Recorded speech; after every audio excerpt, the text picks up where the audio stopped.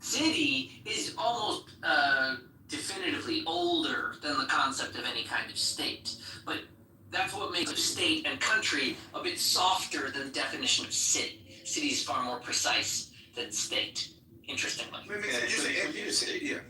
But, right, you can have but Ted, you're saying that the further you get above a city, the more abstract concept you get. It's starting to philosophical, etymological, anthropological, historical question. Cities are the real history of like human mass organization. Out in the hinterlands and tribal plains, moving nomadically, that was never a state. It was never an organization of any such size. Like maybe they had army, but like that was not the region until you get to. They don't have that like conception of like beyond that until after cities come first. First, they have an idea of the city, like hubs, where a bunch of the people are, main streets, commerce, farmers, and then like that commerce produces enough wealth that you get centers of authorities. So the cities often seats of power. Country has shifted. It hasn't always been a state or a country. Or land, or regions. All of these are vaguer terms. Like, city has been kind of stable as a term as far back as we've been using it. State and country shifted it as we've defined the right of or monarchies to exist more recently. So, like, it is a fun question. Does a state have a right to exist? Before you ask whether a state has a right to exist, you got to say, what is the state?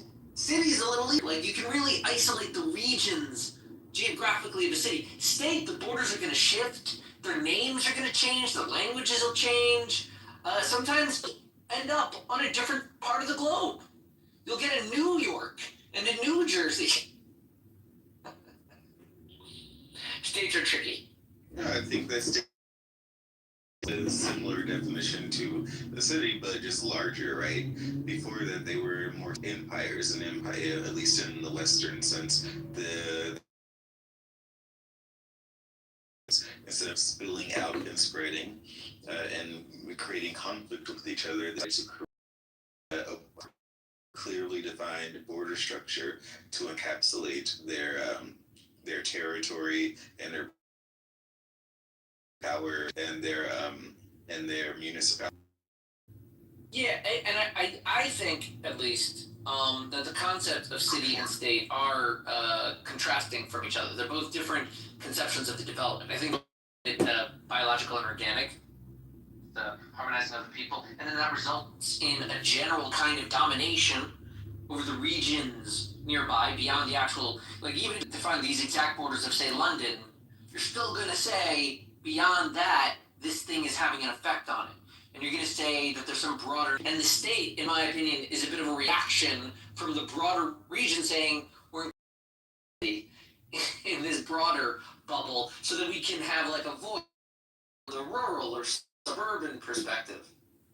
Not just like sort of a black hole sucking into the city, which we've seen happen in different places. Can we address that in the chat? You know, if your neighbor has guns, rockets, machine guns, grenades, and they constantly kill you with them, well, guess what the military does? They go across the border and they kill the killers.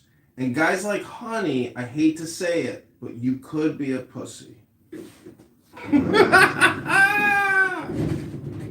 That sounds like a candidate for U.S. Congress. She doesn't have a problem with shooting and killing people as long as they're doing it right. Well, see, in our world or clown world, it's called security or safety. Violent terrorists try to kill you, you kill them first. That's called common sense.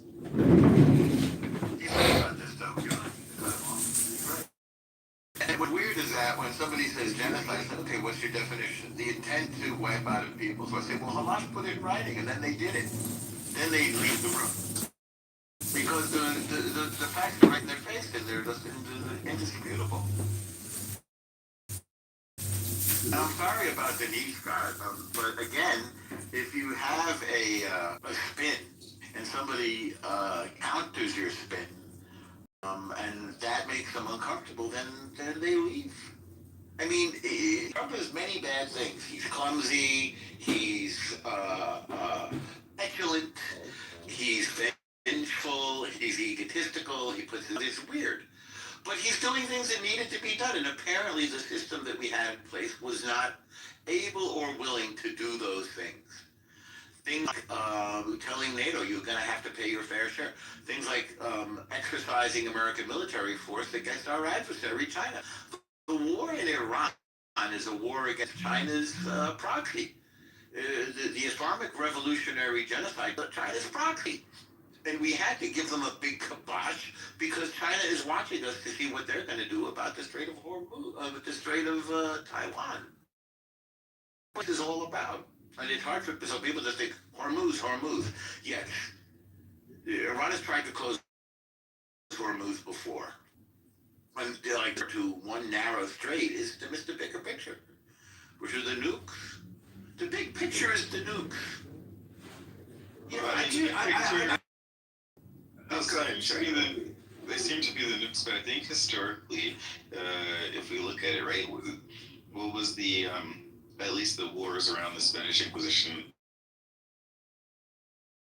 East, cutting off the people in the West from trading with the East, are people in, I guess, what they call the Middle East, in the middle of the East in the West, cutting people off from making. It's about power and control of who whole situation. Yeah, I think the nukes are sort of a side project or issue. Israel is definitely about the nukes but definitely about like which side of the world is going to like maintain a dominance control over it.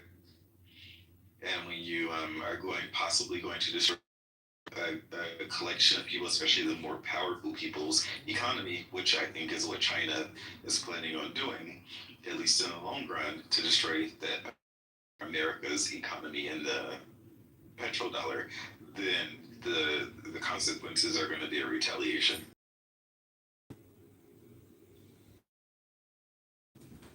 I do want to say, Norm, I don't think that the rationale is as clear as you're. I think that now Bill Maher said, couldn't all the reasons that have been given be true to Josh Shapiro? And Shapiro said, what he would really is come on the front end and be really clear. And I think the administration has not done that. Now, you could say that's just Trump, right? I mean, he sort of acts first. But in the 2016 debates, when they were asking Trump about gun rights, and they said, that you give people due process, with gun rights. And Trump goes, I think you get the guns and give them their due process later. And that's how he thinks, right? I mean, I don't think he has a conception of what constitutional norms or rights are, or what the liberal tradition is. I mean, he's just, you could say, as you said, he's a man of action, man of destiny. I mean,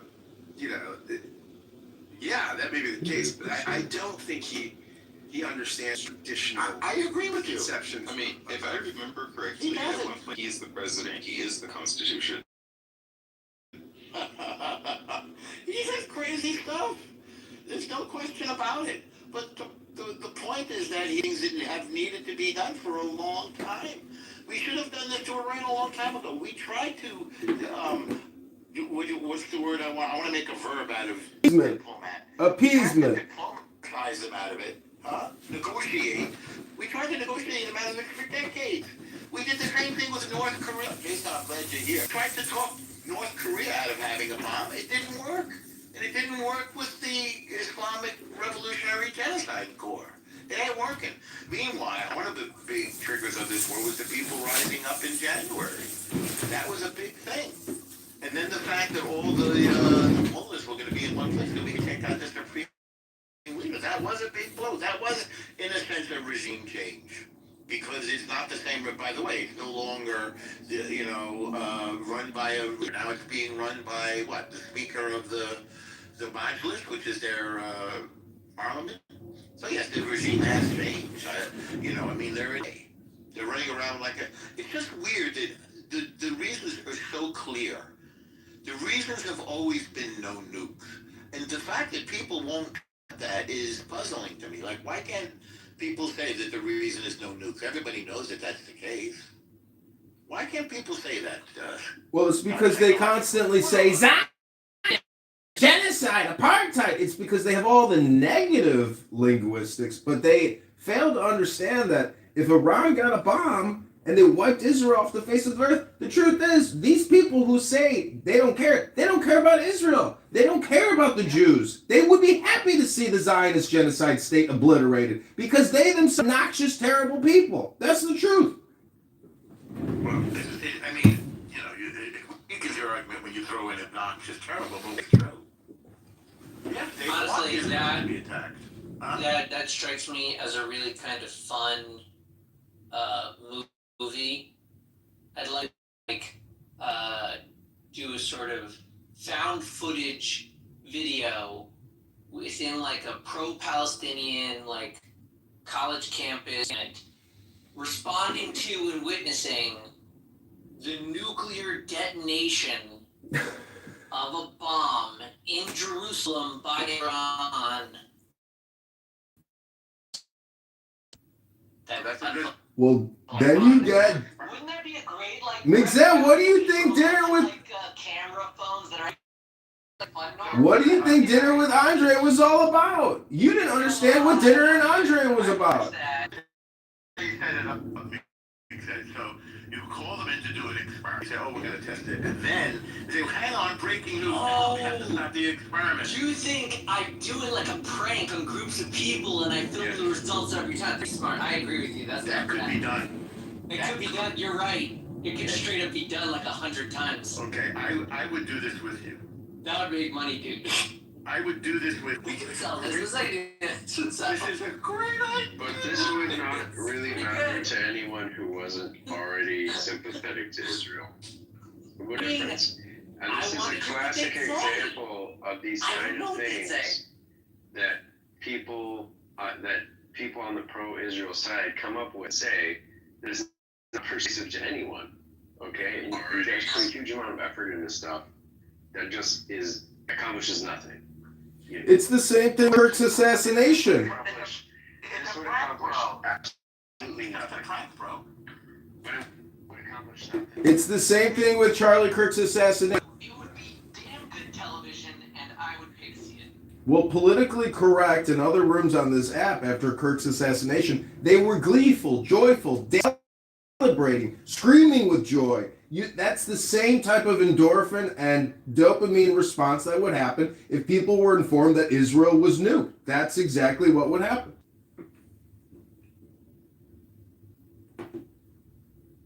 How long would it be, McFadden? Is he here? I'm still here. What happened to Scott? You're saying like how long do you process that through the thing? Well, I was. No, how long is the film?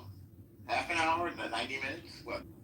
Well, I mean, I'm thinking it through as like a story, since it would be found footage, it would be like, roughly 2 hours, like roughly.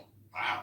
Meaning you get something like 30 minutes before, and then like within that 30 minutes you're getting the news and like settling down and like they all hanker in so that we're all just down. I was thinking in terms of like a movie, and then like, the other 90 minutes are just like the conversations that develop organically amongst the group.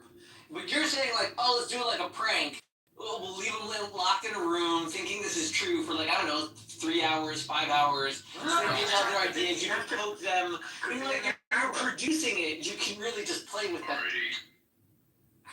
No, what you do is you have a group of panelists that hate Israel, and you get them to talk about the conflict for 2 hours, and then breaking news: Iran has detonated a nuclear bomb, and then it's a hidden camera show.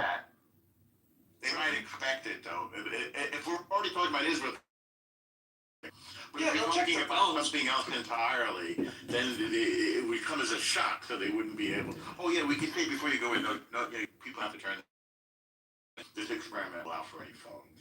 That's already suspicious, dude. It is, but you can come up with a reason for that. There's a test or something. Yeah, you have to think through the it's like, how do you get the right people? And that's where I think you got to come up with. I think a taste test is the right way. We're gonna do. That's funny. Turkish coffee. It's a Turkish coffee taste test. That's what. And so you'll get all these people in there, and you'll get the right kind of people. And the other thing I was thinking is you could do something that's like definitely going to bring you students, or definitely going to bring you Democratic Socialists of America, right? Like what'll bring you DSA party members? Wait, actually, I think the World Affairs Forum with Amir is actually already the movie that you're looking for, and I film it every single evening on YouTube. You film that room every evening? No, not every evening. Not every, but for a while, it's just essentially. But he's at what is it, day 59 or something? He holds the show every day. And what do they say about the war? They're against it. They're for it. I actually don't listen to it anymore. I've out processed. I'm simply in the recording industry. I don't listen to anything. I just simply record and submit. You're just the technician. Correct. I'm a producer engineer.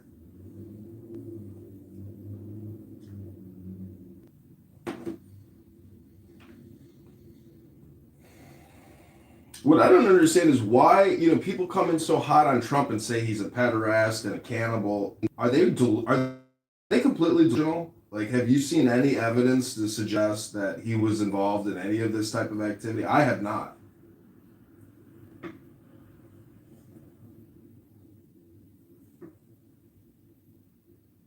It's just slander, defamation against our great president.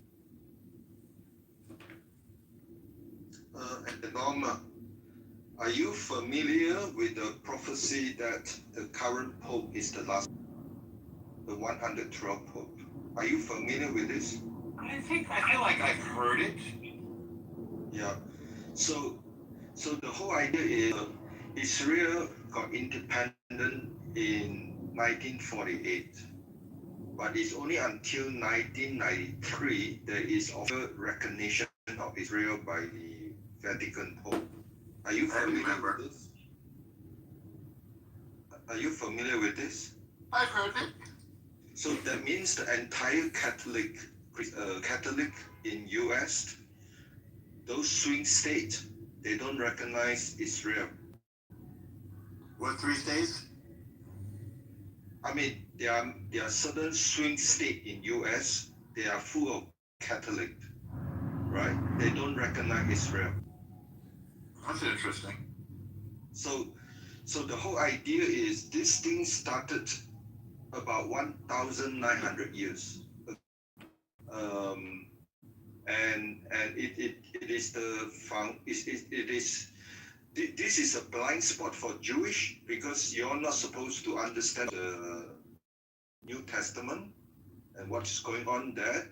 So you all have no idea why this hostility toward you, right? So the question now is, according to the prophecy, which is around 1,000 years ago, there's this Irish bishop,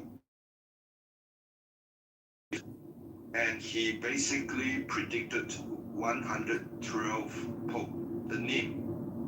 And according to my investigation, many believe they are quite accurate.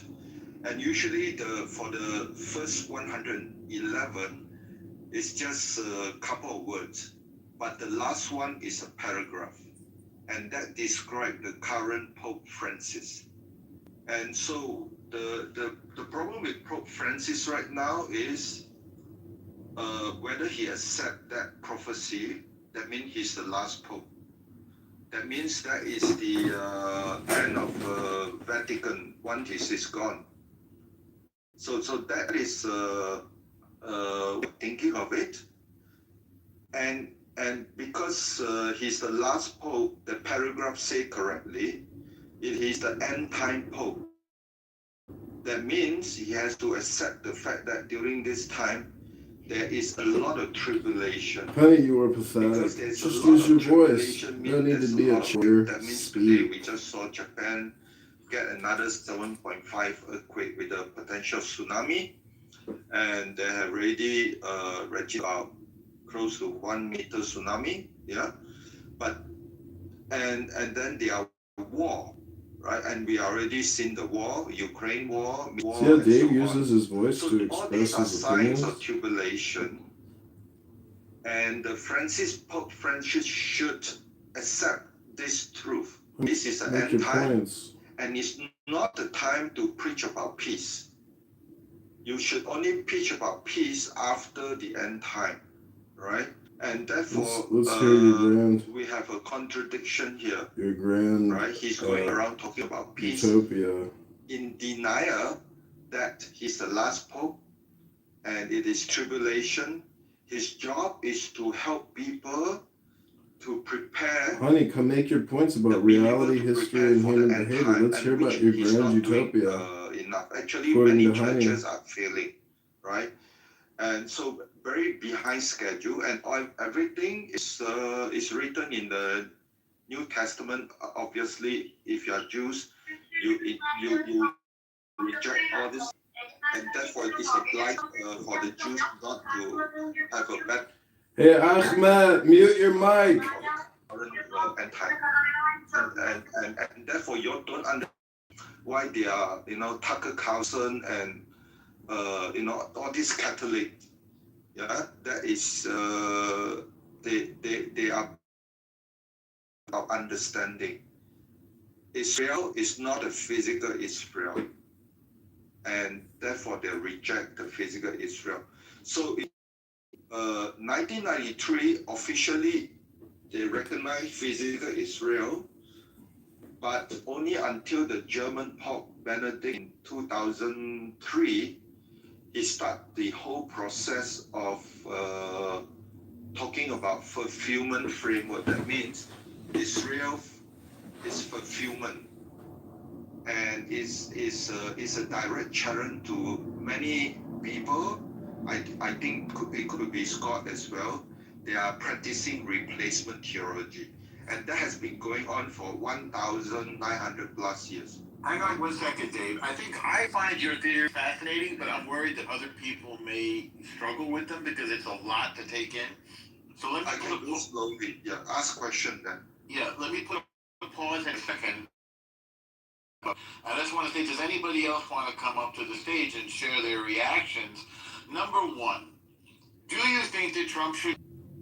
Number two, do you think that resigning would redeem him? Number three, if you think Trump should resign, do you think he should resign? Again, you have to look at it from his point of view, because it would have to be obviously his decision. All right. Meanwhile, Norma, I'd like to answer that. Okay, good. And I want to actually make a prediction. All right, sounds good. Take it away. I'm going to predict that Trump will not resign. Ask him. You're really sticking your neck out there. Could you want to give us a little more? It's a gut. It's just my gut. And B, I think that one thing, he's not a quitter. He's just not a quitter. And I think he's kind of, there's a lot of different views out there about this war. but I don't believe that. I think this war, the current war, and I've had people say, "Hey, it's not a war. It's just something. It's something else because only Congress can declare a war." But no, I'm going to call it a war, and he does care about his legacy. He does. I to the point where I think that we hear rumors of like one of the Trump children even getting into politics, one or more of them getting into politics. So I think they care about his legacy. I do think that he would love to tidy up this conflict. He'd love to tie it up with a bow, and his idea of a successful war is what happened in Venezuela. They got somebody out, no soldiers died, or no Americans died, and regime change, or he'll call it regime change. That's his idea of a good war. Iran has turned into I think it's turned into a much bigger mess than he imagined, but I don't think he wants his legacy to be a failed war, because Iran, they're not the kind of people where you can have a ceasefire with them and then they'll go quietly away. They'll be crowing like, "Yay, we defeated the USA. We won." So I don't think he wants that. I think he's going to. He's looking for ways to get out of this as little mess as possible, but I don't believe that resignation is on the list of options for him. I mean, What if he bombs the hell out of the Islamic Revolutionary Tide Corps and gets out of there? I mean, we certainly have the mother of all bombs. There's more that could be done. Mm-hmm. Well, he wants to win the minds and hearts of the people, of the American people and the Iranian people. He wants to be the hero, and I think he's carefully calibrating. Sure, listen, look, over in Russia, Ukraine, do I believe that Russia is holding back firepower they have? Have they really delivered everything they possibly could in Ukraine? No, I'd say no. I think they've held back because they still want to win the minds and hearts of the people. Maybe I'm mixing words. And now are you but, Republican? I think he's carefully calibrating it. That has always been an option. Look, the U.S. has nuclear weapons. No one is really suggesting that we use nuclear weapons on Iran. I don't think Trump wants to be known as who did that. The first president in 75 years to use a nuclear weapon. But he doesn't want to lose. But I don't believe that of all on his list, like all of the outcomes that are being presented to him, I don't believe anyone is presenting him resignation. That he is not a quitter. Okay. But that was a sort of a spiritual redemption thing. I just want to move it around to make sure, there's a lot of people in the room. Does anybody else want to come up and talk about whether Trump should resign, why resign, what would he resign? What's that, Johnny? Johnny boy?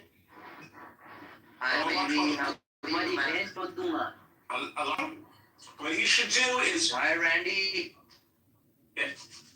What the fucking guys? He should Keep my name out of your wife's mouth. Okay? You know what, Randy? Keep my name out of your wife's mouth, sir. Okay, I don't want to scrape the bottom here. Okay, listen, here's the thing. I think what Trump should do... You know, Randy means in Hindi prostitute. Randy? You seem to like saying my name. Thank you, sir. Can I jump in here? Yeah, I'd love these too. We'd love that. Okay. It would be great if he would resign, but he doesn't have it in him to resign. He will go down screaming the same way that the Islamic Republic will go down screaming. Neither of the two are willing to give an inch. Neither of the two will resign. If Trump resigned, it would be Vance. Would that be better? I mean, I think Vance has more side, but I don't think it'd be better. I think all three who are in line to become presidents wouldn't be. I think we're in a really bad state right now, and I don't know where we're going to go from here. And if Trump uses the nuclear bomb or flattens Iran, I'm not going to be happy. Right now, we killed to the top supreme leaders, but now the IRGC is in charge, and they're far worse. Same way as the MEK. So we're really in shit right now, in my opinion. Now, you're maybe the only person this morning, one of the few people, period, who understand that.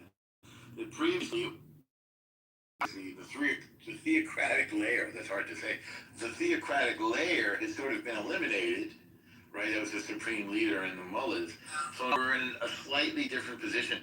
Could you help us to understand who this Islamic revolutionary, I call them the genocide corps rather than the guard corps, you see? But could you help us to understand what is this IRGC and why is it even worse than where we were before?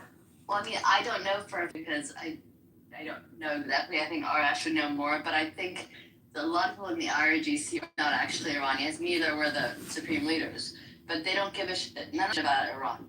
Who are they? They could care less if Iran was bombed. Are they from Africa? They don't care. They don't care about the country. The people do, and the people want this regime to change. They want the supreme leaders gone. They want the IRGC gone. They want their freedom. But I don't know how they're going to feel if nuclear bomb is used. I mean, how would we feel, right? Well, let's back away from the nuclear bomb because nobody. Hi, brother. Nobody will use a nuclear bomb because that's going to start a nuclear war in the end of the world. So let's say we stop short of that, but we are talking now about escalating. We've moved to the region, and Trump is governing under what is known as the madman theory. Maybe you knew this, Hope, which was originally pioneered by the great, and I say that ironically, Richard Milhous Nixon, who Kissinger would go around saying, listen, I don't know about this guy. He's a little crazy. He'll do anything, which is why we've moved all those troops to the region, even though the country really America really doesn't want to see troops on the ground. But, the idea is, well, Trump will do it anyway. It's his last term. And capable of escalating the devastation. One second, brother. Trump is capable of escalating the devastation on Iran. Would it escalate, Hope? I mean, I think the only way we can get rid of the people that are there now in charge is to have troops on the ground. I don't think the country is the way to go. All right, now hang on, because Kaz wanted to speak, if that's okay. I'll just move it around, because you seem to have something. I'm not put you on the spot. I apologize. Kaz, what do you have to contribute? Why should Trump resign? Why would the greatest president in America in history resign? That's one. And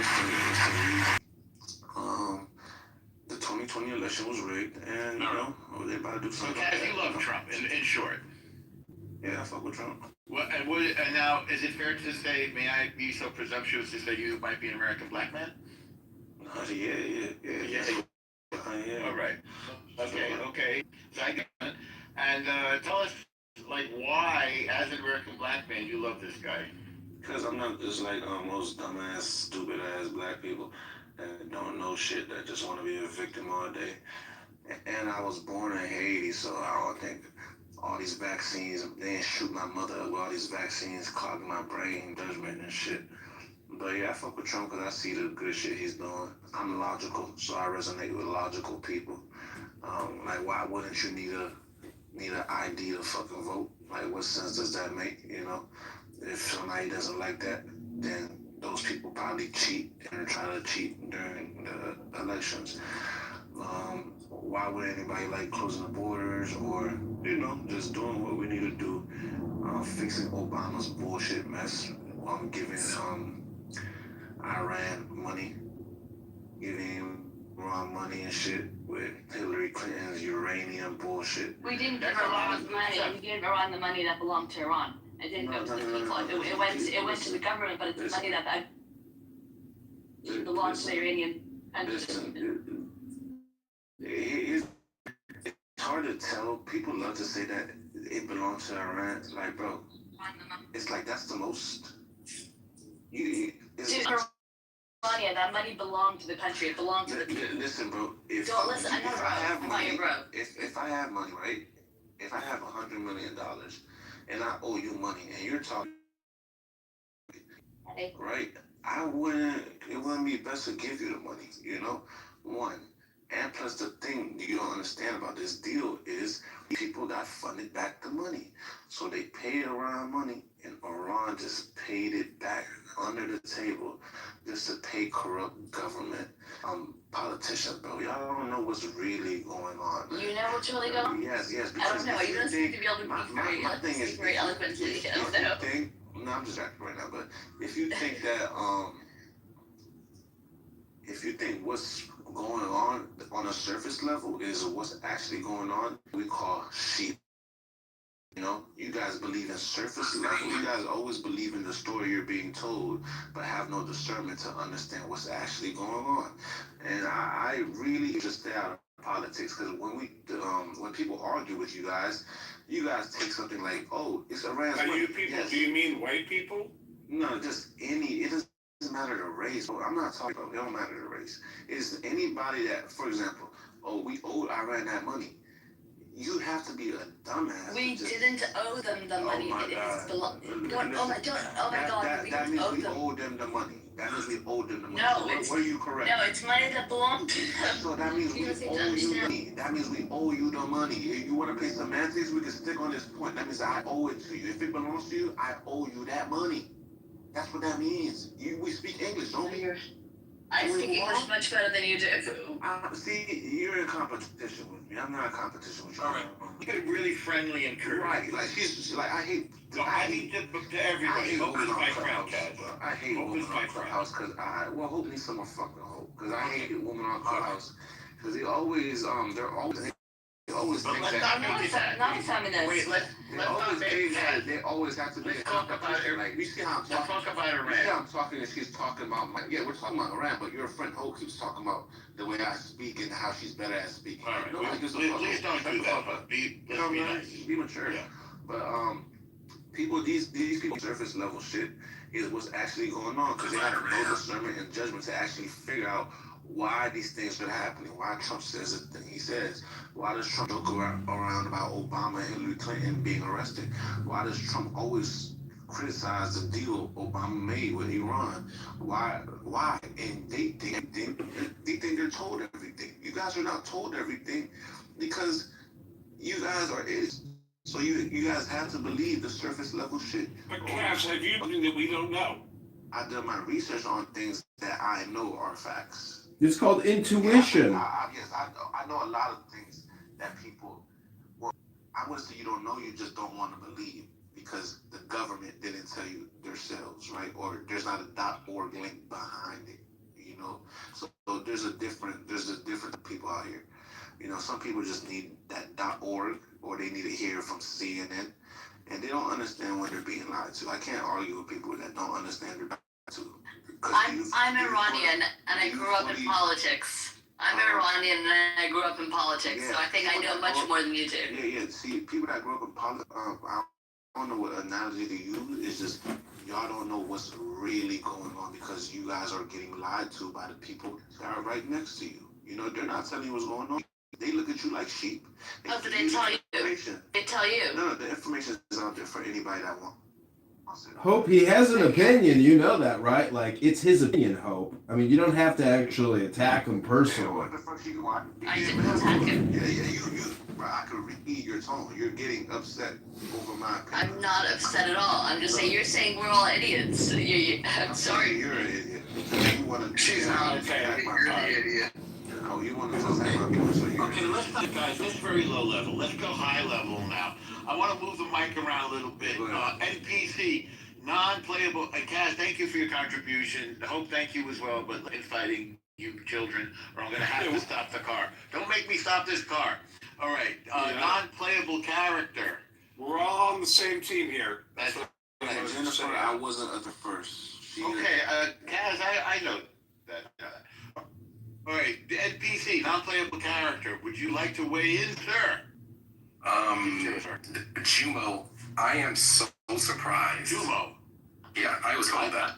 I don't get that though. Why did you call me by my name? Why you call me out my name? You stupid. So why you call me out my name? Your black accent. Your black accent is so. It's actually offensive. It's not offensive. Black, because you don't even sound black. But I'm not black. Why would I sound black? Anyway, All right. I'm offended on behalf of Trump because all Trump did is listen to you and your people. He's controlled by you and your people. That's all. And now you want in this conversation. He's controlled by me. Yes. I want $1 billion. Give me money, Trump. You already have $1 billion. Hallelujah. Okay. So tell me why you have an issue with him, because if the Jews have an issue with him, then who? If the Jews have an issue with him, then who doesn't?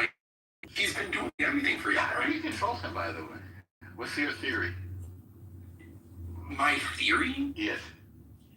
My theory is that Trump probably the people who he's close to, and the Zionist lobby is closer to him than shit is to stink. Like, it's just...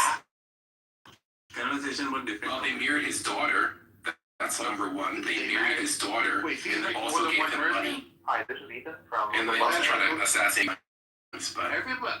Whoa. So he likes to do what people who assassinate him tell him to do? he's afraid of... Donald Trump understands that he's not the most powerful person in the world. I have a question for you, bro. If the Jews are so powerful, how come 6 million of them were killed? I mean, how do you reconcile that? That didn't happen, bro. No. I don't think the number was that high. It was but, no. So we're gonna get 5 million? A couple 100,000 maybe. Yeah. But that was one point in time in a certain country, in a certain society. That's what you were. And then... It happened in about 10 countries, just so you know. You know, the Holocaust happened across not just one country. Poland, Russia, Germany, Romania, Hungary. If you believe that, Jews were killed all over the place. It wasn't just one country. You know, you come here, you got to know your history if you want to fuck with. All right, if you drop out of school, then you're going to be at a disadvantage in this conversation. Let's move it around. Jake, did you want to remind me? Common sense slavery was a choice to me. I don't think it was a choice. I think it's, you see how it's easy? it's worth pointing out that, you know, the Jews bounced back after that happened. And they, you know, took over again. And the population is still worldwide, not at the level that it was in 1939. No, I mean, that's... The population is less today. In the meantime, Palestinians went from 500,000 to 5 million. So they bounced back to controlling the world again. Did they? Yeah. Really? The world. World? Not even the U.S. You're going to say the whole world now. We use a Ouija board, Randy. Yeah. Wow. We use a Ouija board to control the world. I mean, you think people would be embarrassed by these, to say these things, but they say them? Randy, he's being ironic. Yeah. All right, I don't know anymore. What do I know? I'm trying to work, and here I am getting distracted by this stuff. Normal. Kaz, if you don't think the Holocaust happened, I really encourage you to go to a library today. Go to the history section and find a picture book. It's in the pictures. It's fully documented. So this is the problem. Why do you think Germany's been paying reparations or de-reparations? Oh my God, You think we get reparations? Where's my don't money? understand nothing, bro. You guys don't even know why World War II started, bro. We want reparations for people. Okay, how did it start, World guys? War II. How did it start, guys? How did it Under start? Pharaoh. So basically, right,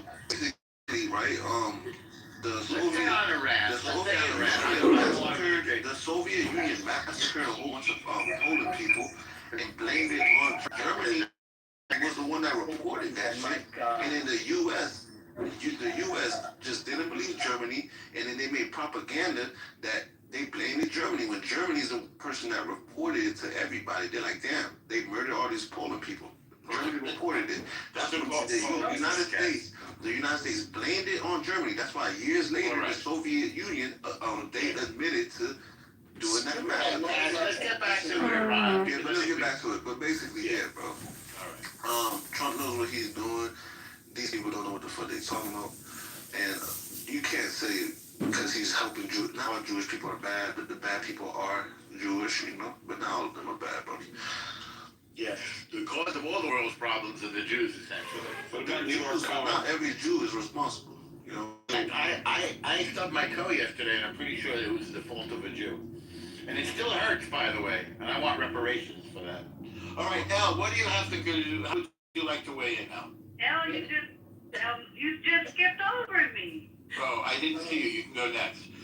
Elle, do you want to go or you want Tada to go first, Elle?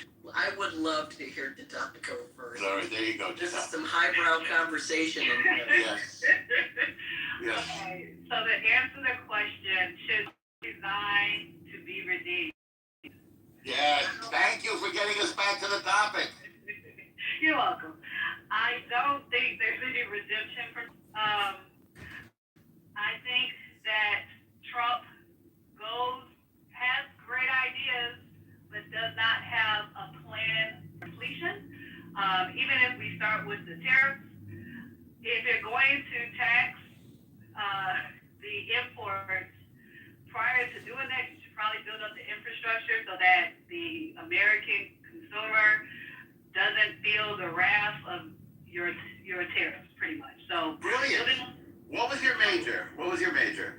Psychology. Very brilliant in that. One of the most brilliant analyses I've heard all on Clubhouse. Period. Keep going, please. You're welcome. As far as the war in Iran, I just think again it's an uncompleted plan. I think what needs to happen is it should have been like years. People knew that if you were to attack Iran, you would have to deal with the Strait of Hormuz. That was just part of it. So, I don't know what could have been done, but I just know that there needed to be a better strategy. And the only thing that I would have to say is that if Israel and America are allies, have to be on the same page. And from what Marco Rubio said, that the only reason why they attacked is because Israel was going to attack. So before they got attacked back, they attacked Iran.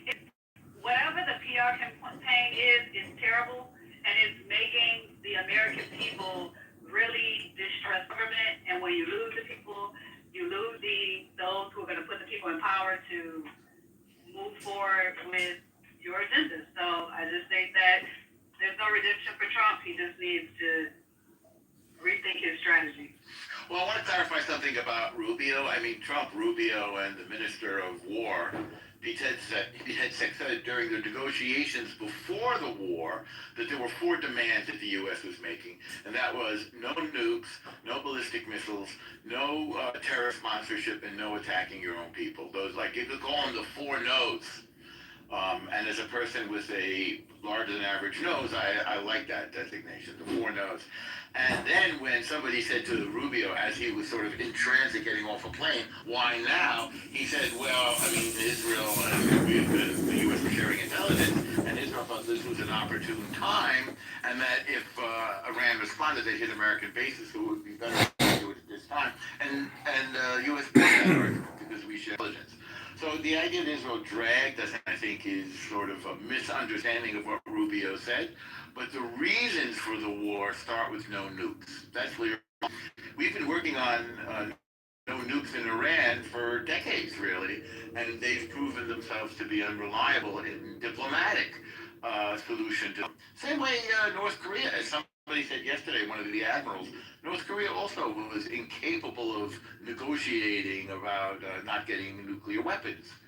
So, I mean, I think nuclear non-proliferation, I think, is essential here. Somebody else pointed out yesterday, by the way. So in Chicago, I want to talk about our budget. No one loves paying taxes. They are a shared investment when we spend them wisely. We will make them fairer and simpler, not heavier. In Chicago, I want to talk about our budget. No one loves paying taxes. By the way, I think there's negotiations in Islamabad today. Ask you one final question before I let you go. We've talked about it time and time again on Chicago Report, the team takeover. A lot of people seem to pass the buck when it comes to this topic. They say, social media is to blame. We rarely hear that people ask you one final question. Let you go. Because the PR has been all over the place, the messaging, just the American government, when it comes to saying one thing and meaning something else, they're good for that. So you've lost the trust of the American people. When we were back in June and Trump said we have obliterated the whole system, And you put us under the impression that they don't have the team to build nuclear weapons because you took everything out, and that's what was told.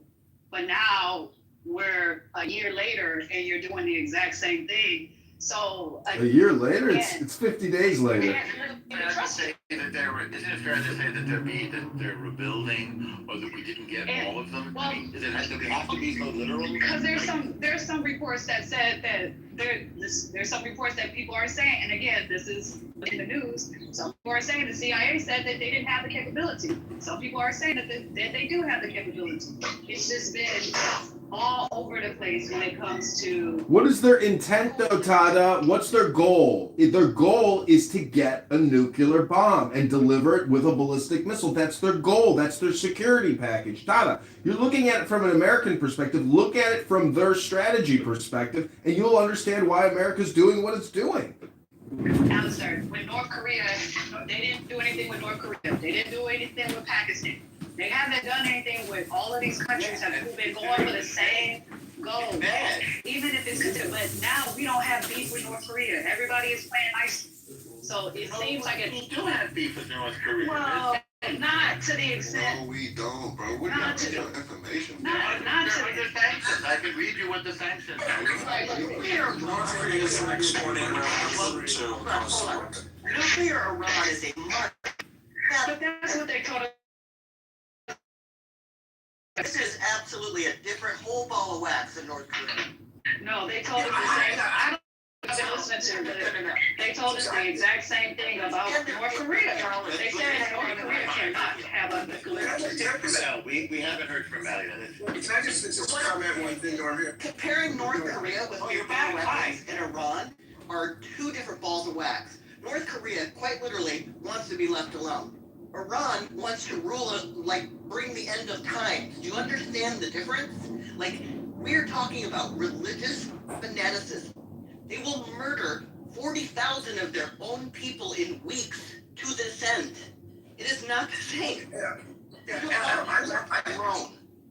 I don't disagree with you on this, on some of the urgency. I think, which is all the more reason the messaging is important, because I think in an America that is war weary from Afghanistan and Iraq, much more skeptical. I think it's something like this happened after Iraq won.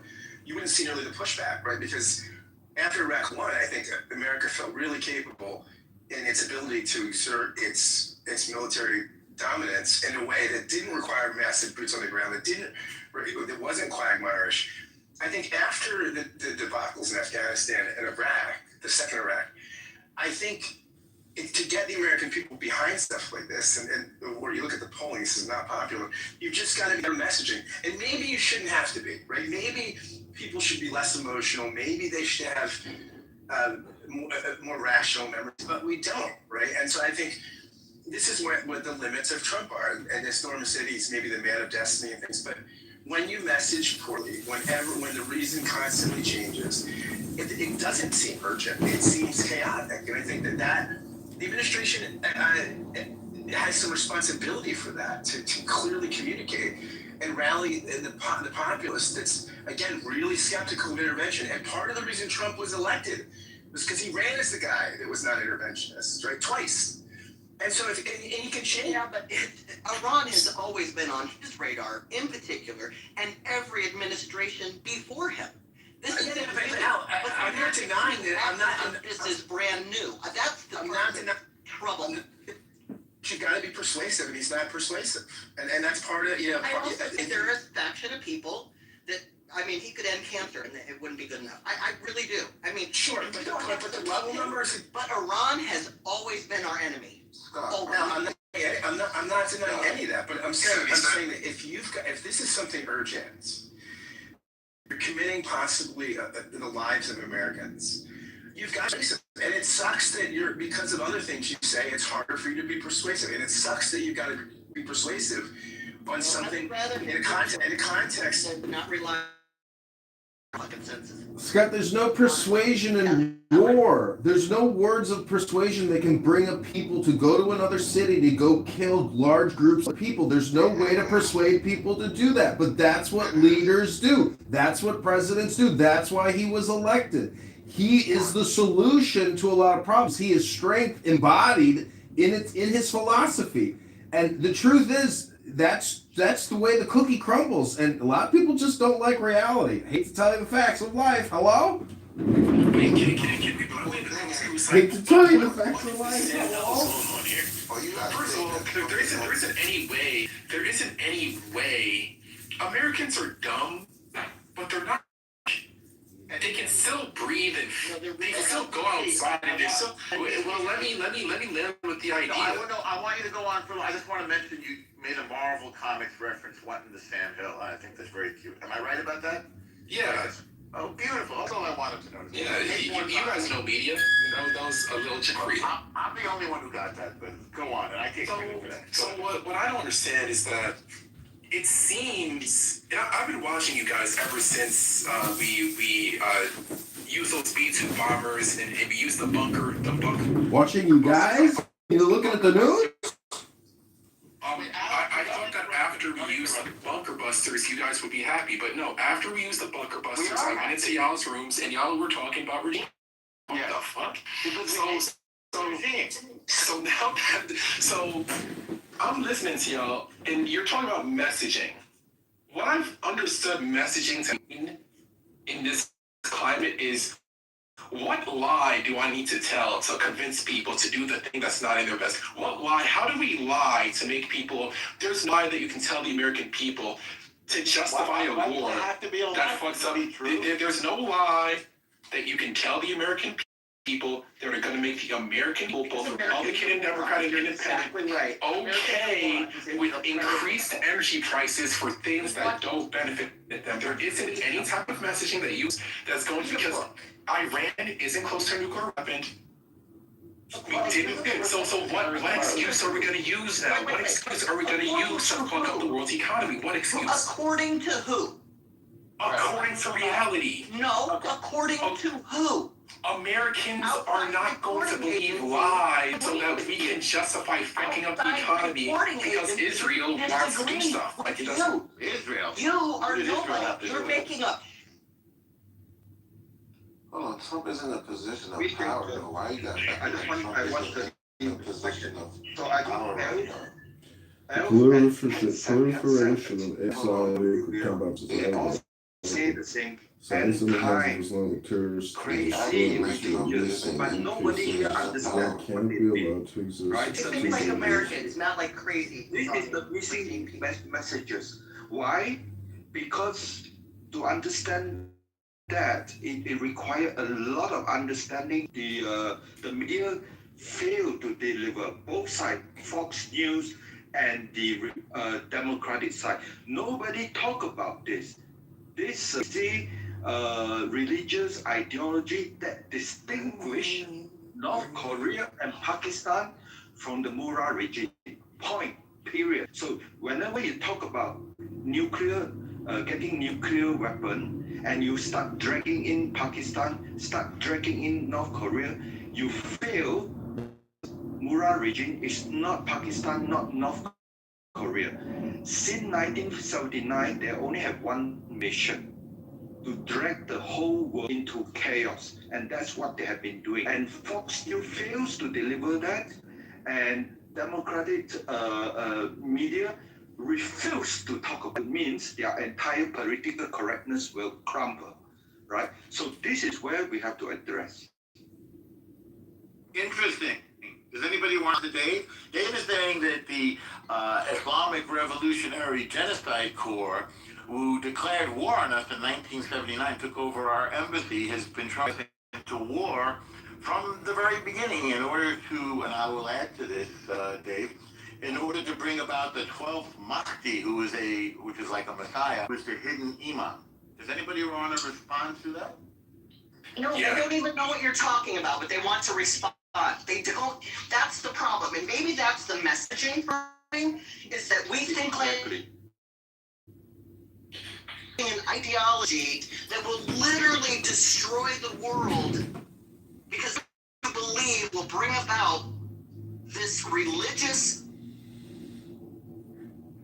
Americans are trying to rationalize the nuclear weapons. They're not trying to do this bullshit shit. Listen to their own words. They're not lying to you. They admit to having 60% enriched uranium. Outside reporting agencies say they have 60% enriched uranium. Now we want to get on as Americans and be like, no, they don't. According to what? Your own fantasy? No, but we got, okay, so I am an imperialist as well. I agree with what you're saying, but the issue is that you're so biased you don't even realize that you're lying. That's how, like, that. Let me tell you the manipulation that you're undergoing. But you think So do you think their own words are lying? Their own words. You're not. No, the thing is that you're actually. You literally don't know what you're talking about. I do know what I'm talking about. Can I disagree? Hang on. Wait, both of you hang on. Let's not make it about the person. Let's make it about the content of the argument, okay? I think that I'm speaking towards the argument. I don't know this lady. I'm saying what she's saying. There's no narrative where what she's saying. Do you understand their theology? Can I tell you why I disagree? Can I tell you why I disagree? That's a yes or no. It's not a yes or no because I just want to be able to tell you.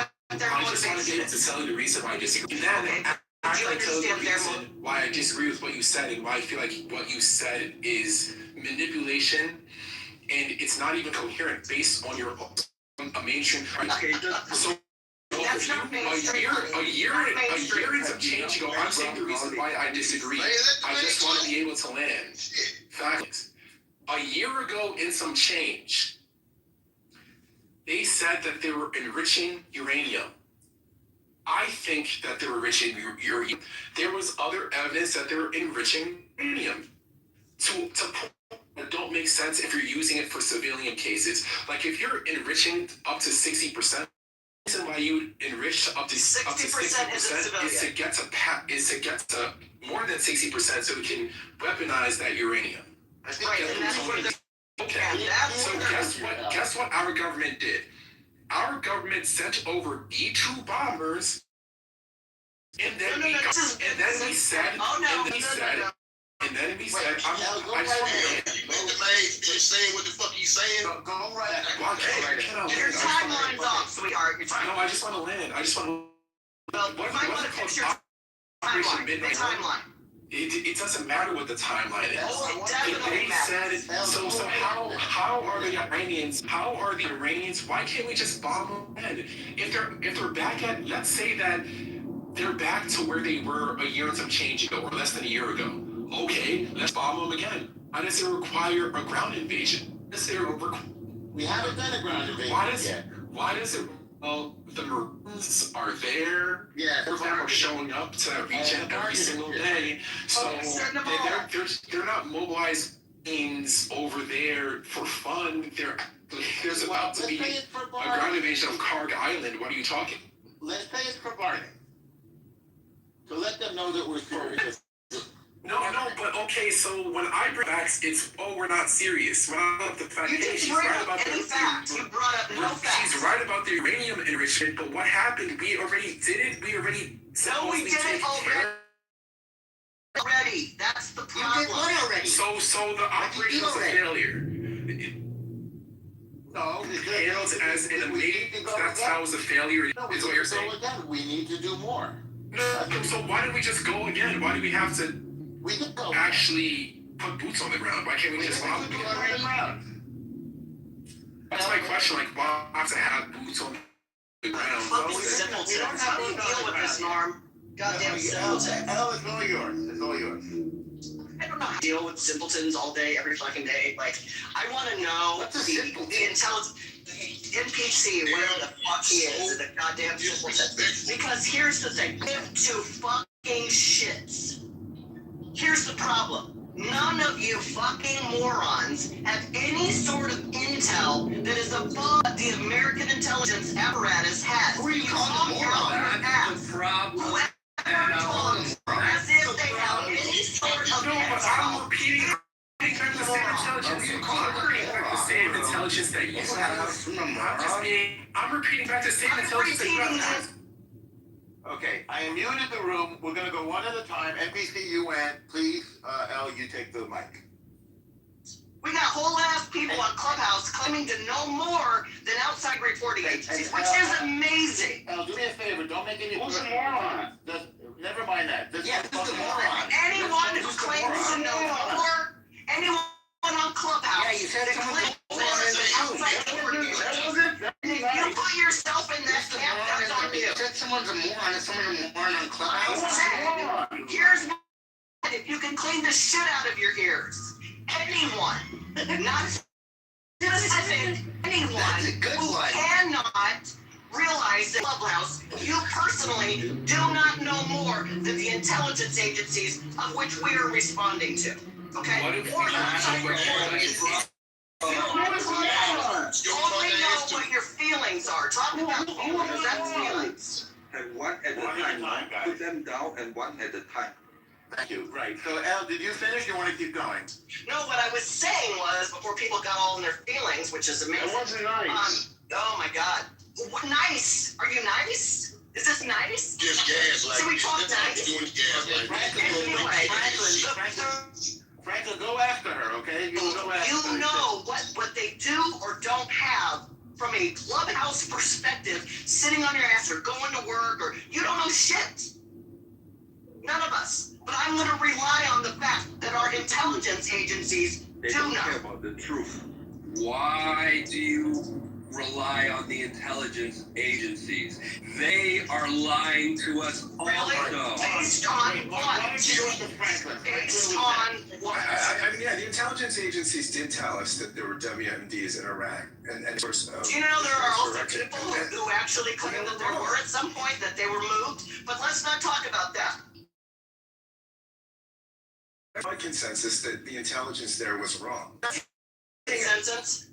No, it wasn't wrong. It was lies. But by the way, this is the intelligence agencies telling. By the way, well, I'm not saying the intelligence agencies are wrong.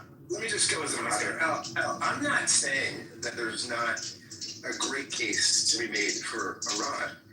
I think, again, what I'm saying is Trump. We're in a democracy, right? We're in a liberal democracy. I think there's a danger in comparing past conflicts to this in particular, because this has been a problem for decades. No, I agree, but if you're the president of the United States, right, and you lead a liberal democratic republic, and part of it, public opinion matters, right? You have representatives and things like this. Congress can unfund conflicts and things like that. The War Powers Act and things like this. And you do an action like this, and it might be the most urgent conflict of years, but you do it in light of two significant conflicts in the Middle East that were broadly failures.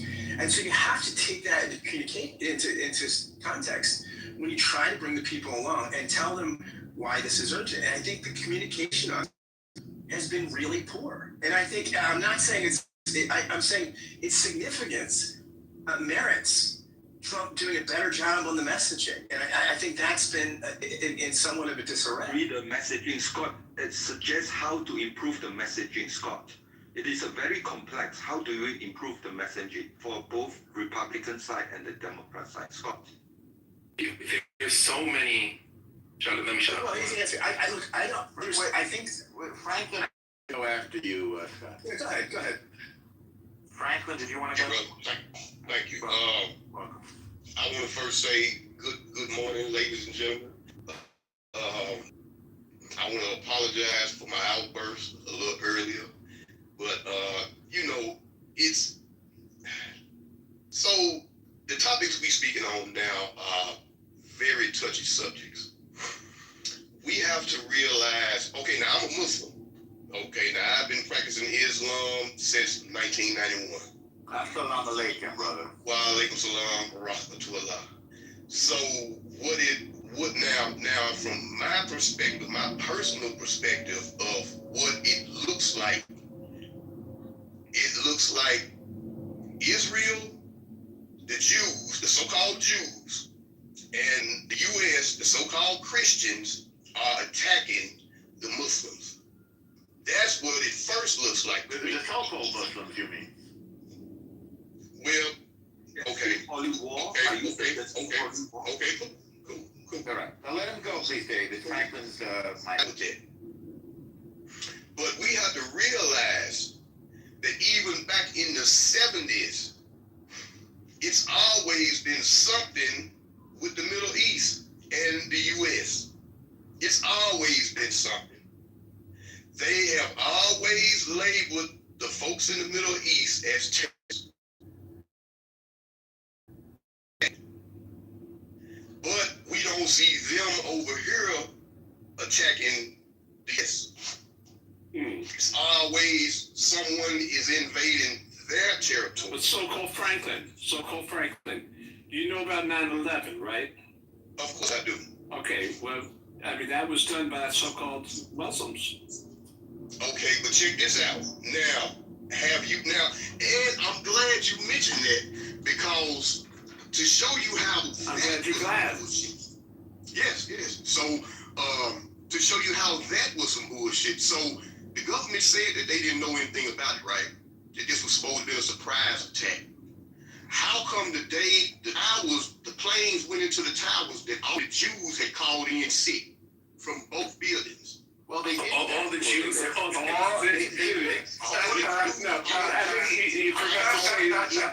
you forgot to say the so-called Jews. The so-called Jews. Okay, right. The so-called Jews called in sick. Well, wait, Franklin, do you know what Cantor Fitzgerald is? Who? Cantor Fitzgerald. They're an accounting firm. Interestingly, the former CEO of Cantor Fitzgerald is in the Trump cabinet right now. Cantor Fitzgerald is a accounting firm. You maybe can tell from the name Cantor that it's largely of Jewish people. They were on the top floor of the World Trade Center, and they were all wiped out, including the brother of Harold Lutnick, who is now in Trump's cabinet. So it isn't true that all the Jews called in sick. In fact, Jews were one of the main victims of this terror attack by Al-Qaeda. We should keep saying so-called, Norm. Now check it out. Basically, it's the denier. But what's the point of repeating facts to a person who doesn't operate on facts? Okay, all right. Now check this out. Now, if you watched Dateline, 2020, and all this stuff here, the amount of footage that they had. If this is supposed to be a surprise, why did they have all this footage? They showed Muhammad Atta leaving his apartment, stopping by a bar, getting a drink, getting a prostitute, going across the street to the little hotel, and then before he went to the airport. Now they got all this footage. The day the planes flew into the building. What position did he have intercourse with her, by the way? Can we not entertain this anymore? We have other people who have like Dave was asking amazing questions. Can we be in reality? Yeah, can you be in reality? If you and we want to get back to Iran. Should Trump resign? I would happen to say yes. I feel he should resign because he's a loose cannon. I agree with certain things that he's doing.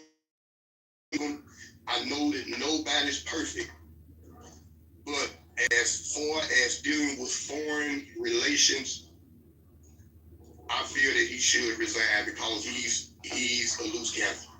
And by the way, what do you like about what he's asking? Well, his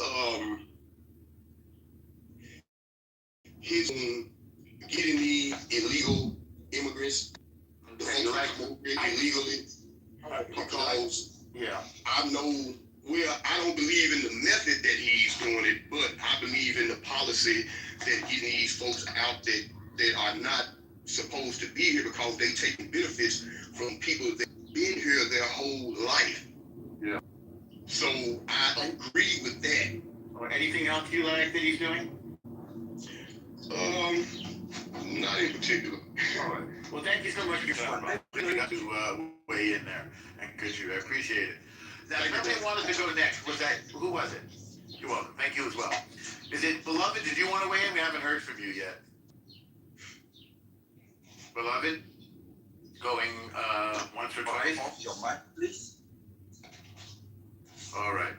Hang on. By the way, Norm, this was a lark of a room that I opened up this morning, and look, we've had 1.2 thousand people come to the room, and 69 people now, all wanting to weigh in on such a provocative article. What an interesting turn of events, my friend. Great title, Scott. Appreciate your messaging, which Scott talked about. Can we talk about how to improve the messaging? Right. So, as I say, the root of the problem is majority of American has no clue. There are two fractions of Islam called Sunni and Shia. Okay, and Shia Sunni is 85%, and since 1,400 years, Sunni, the 85%, has been systematically trying to elect the future prospect of Shia. And for the minority Shia, 15%, to survive, they have to do all unimaginable survival skill.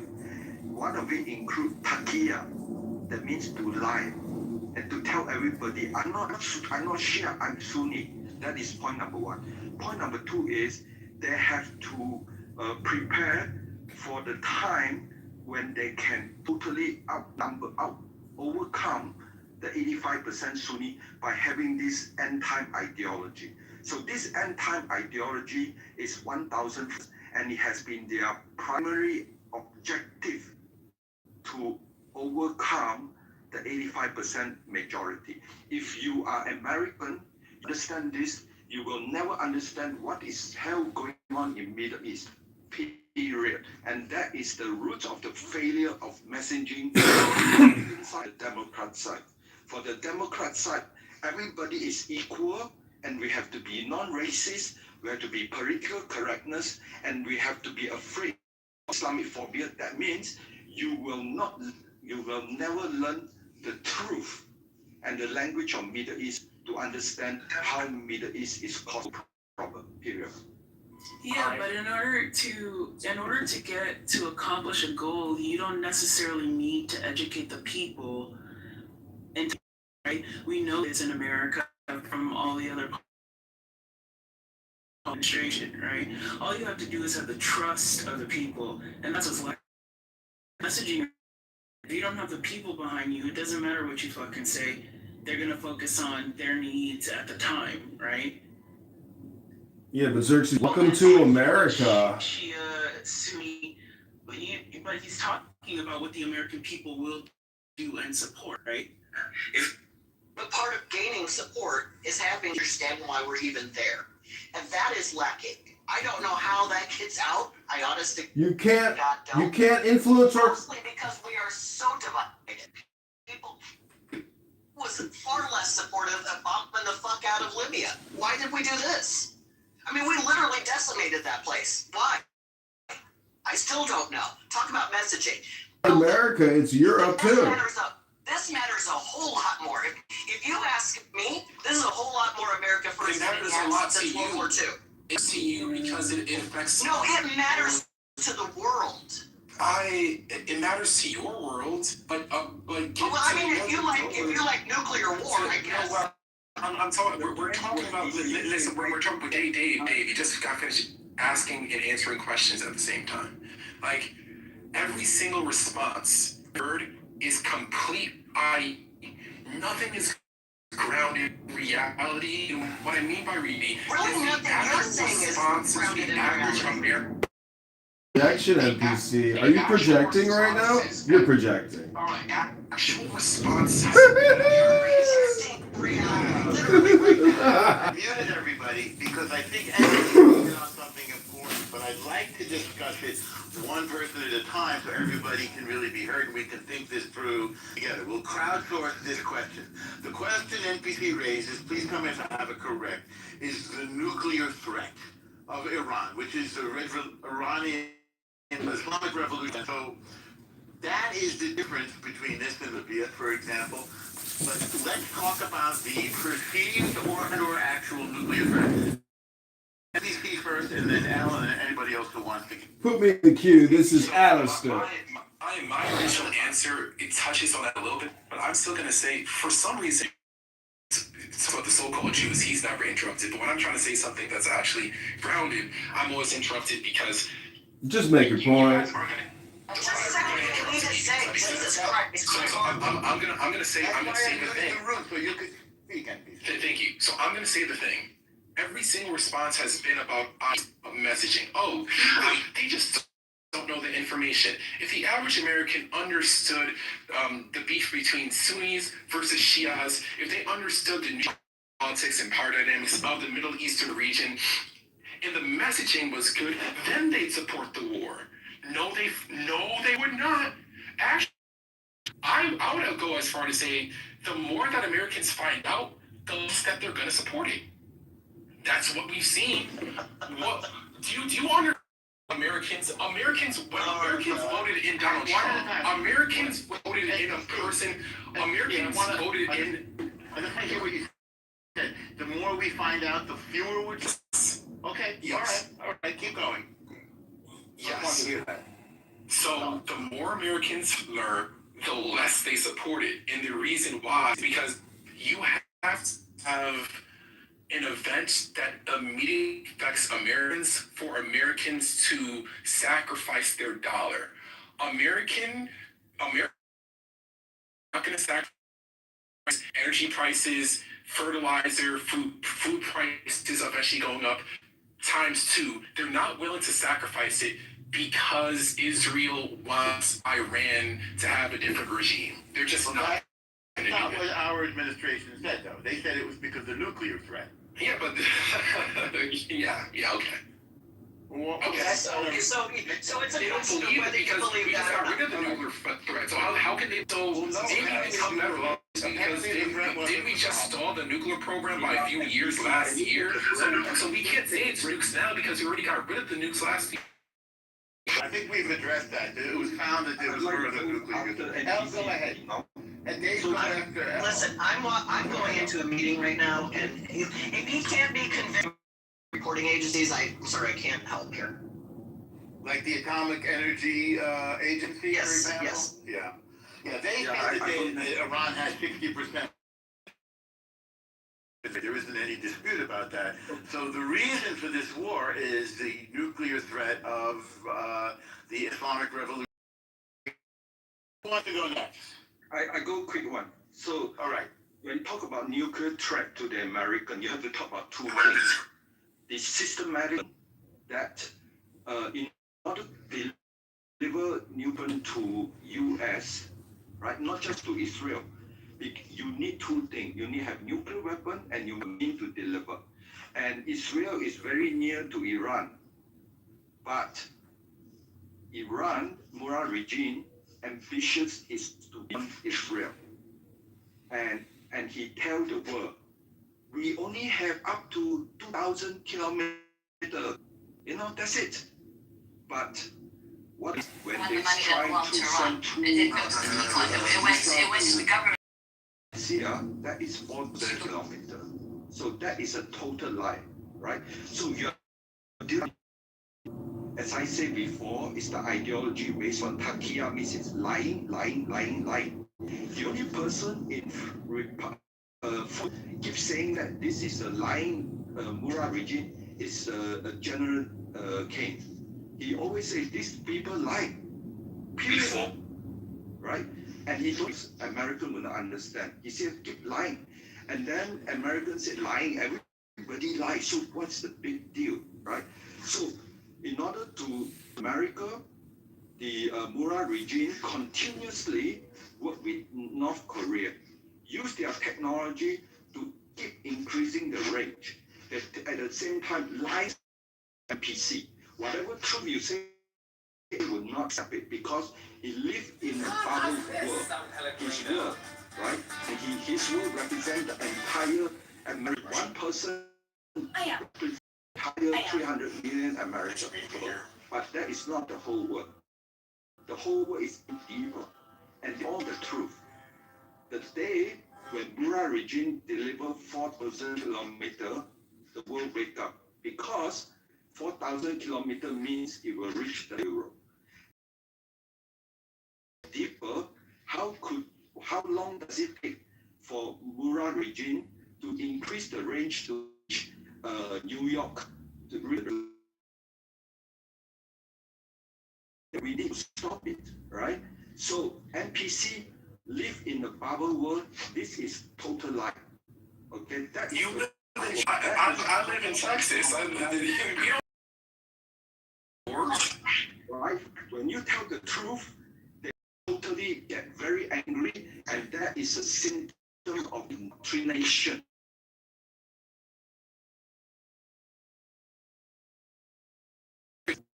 They are tired of being lied to.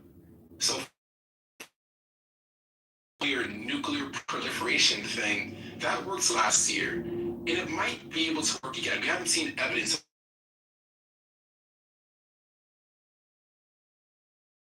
of the reason why the Republicans probably won't win the midterms and the Republicans probably won't win re-election. Got it. Moderators, I'd like to be put in the queue. This is Al. Queue, please. Like this on both sides. Okay, so Alistair, answer me this. I'm not answering your questions. I'd like to make my... Alistair, you want to... No, I don't. I want to read Winston Churchill quotes about Muhammad and law. Thank you. That will be the mission. Yes, please. Okay, fine. I'll be very quick. I'm projecting. Everyone says and by everyone, a few people. See how that works. It turns out the polling, the one single thing that Donald Trump did to fuck up his base, it isn't lying to them about the Epstein files. It isn't a bunch of other shit. It isn't like deporting a few U.S. mistakenly. I'll give him that. It's this war. This war is the single worst thing that he's ever done to his own base in terms of his approval rating with them. The majority of the American people do not like this war. It's not my opinion. Hang on a second. According to this was done by CNN, only 6% of his base are against the war.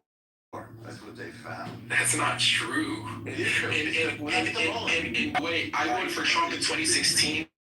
So I voted for Trump in 2016. I don't even look at CNN as a reputable source. Well, it's not a poll. Yeah. That 6%, Norm. Yes. Norm. Yes. You. Yes.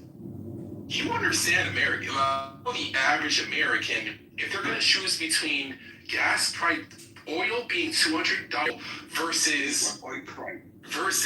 versus America not doing a regime change war, which do you choose? First of all, a regime change war, it's not even like we did. It's not even like we got it. We changed the regime and then we're dealing with the consequences. We got in there. We tried to change the regime. We failed. It's not like we won. Like. Well, my answer to you is, by the way, I'm from New York. I don't know if you consider that part of the United States because sometimes different. But I understand the non-nuclear Iran as an American. All right, so Alistair, it's your turn. Did you want to? Yeah, these are the quotes. These are Winston Churchill quotes about the dangers of Islam. Notaries, besides the fanatical frenzy, which is as dangerous in a man as hydrophobia in a dog, fearful fatalistic apathy. The effects. Please wait till I'm finished. The effects are apparent in many countries.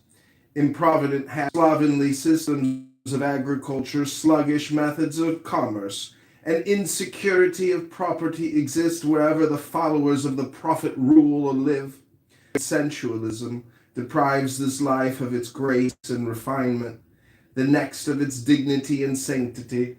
The fact that in Mohammedan law, man must belong to some man as his absolute property. For a concubine must delay the final extinction of slavery. That Islam has ceased to be a great power among men. Individual Muslims may show splendid qualities, but the influence of the religion paralyzes of those who follow it. No stronger retrograde force exists in the world. Far from being more, Mohammedanism is a militant and faith. It has already spread through Central Africa, raising fearless warriors at every step. And were it not that Christianity is sheltered in the strong science, the science against which it had vainly struggled, the civilization of modern Europe might fall, as fell the civilization of ancient Rome.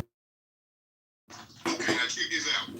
Okay, you just read from Churchill. Frankly, you're up. Okay, so you just read my opinion, some racist shit from Churchill. Right now. Well, it was against the religion, not against the race, to be fair. Okay, so this, the KKK call themselves the Christian Knights of the Ku Klux Klan. So what you got to say about that? When he says Muslims keep beheading other people, KKK is the history. No, KKK is a group of people, Christian people, claim to follow the Bible. It is claim to follow the Bible and have been killing my people for centuries. Yeah, they're terrible. By the way, the Jews put them out of business with a lawsuit, Mars D. I don't know if you knew that. They had to literally go bankrupted because of that. Okay, so why? Yeah, Franklin, I can answer you. We're Americans, Franklin. We're not British. We declared independence, eternal and forever. And as Americans, we are all. And I'm not reading that to try to spread hate. I'm trying to actually frame Islam in the way that Winston Churchill saw it in the 20s Civil War. It was his observations about their laws, because there are Napoleonic laws, there are Mohammedan laws, there are Thomas Jefferson laws, and that law is the joy of the law is strength. And that's why we voted for Donald Trump, because I think we have been lied to for 25 years personally, but I think Donald manager was the best option at the ballot box. Kamala Harris, Tim Walz would have been epic failures for global security, American security, for our well-being economically. They are incompetent fools, and Donald Trump is a superior intelligence to those incompetent fools. I am complete. Can I ask a question? Okay, do we want to do Alistair, can I ask a question? I hear Xerxes. Go ahead, Xerxes. Hi. Yeah. I just wanted to ask a question about the quote that you read, Alistair. Go ahead, ask your question. You said this was after Mr. Churchill's contact with what and when? Because I'm pretty sure this. I'll pin the link for you in the chat. There is this thing called Google. You can use your little fingers to type in Winston Churchill quotes about Muhammad law. I'm putting the link in that. No, that's cool. No, that's cool. Fine. Alistair, when and where did he say this? It's a fair question. If you know. I'm putting the link in the chat where I just read it. Please hold. All right. You're gonna check. Thank you. Okay, he'll put a link in the chat. Okay, Xerxes? Okay, thanks. No, I mean, it's just interesting to listen.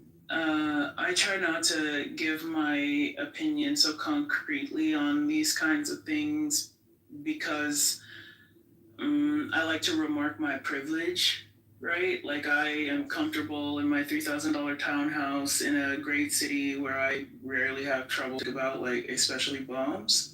Right, so I think it can be. We're coming for dinner, by the way. So please put your. Come on over. But it can be like, I think sometimes startling to hear people speak so big about things that they have like very little control over. I know it's like an exercise of ideas, and I understand that. And sometimes it's very. Statement. You mean the Churchill quote? I mean, like, the Churchill quote is, I don't know what that is. I'm gonna wait for Alistair before I make determinations on what I think that is.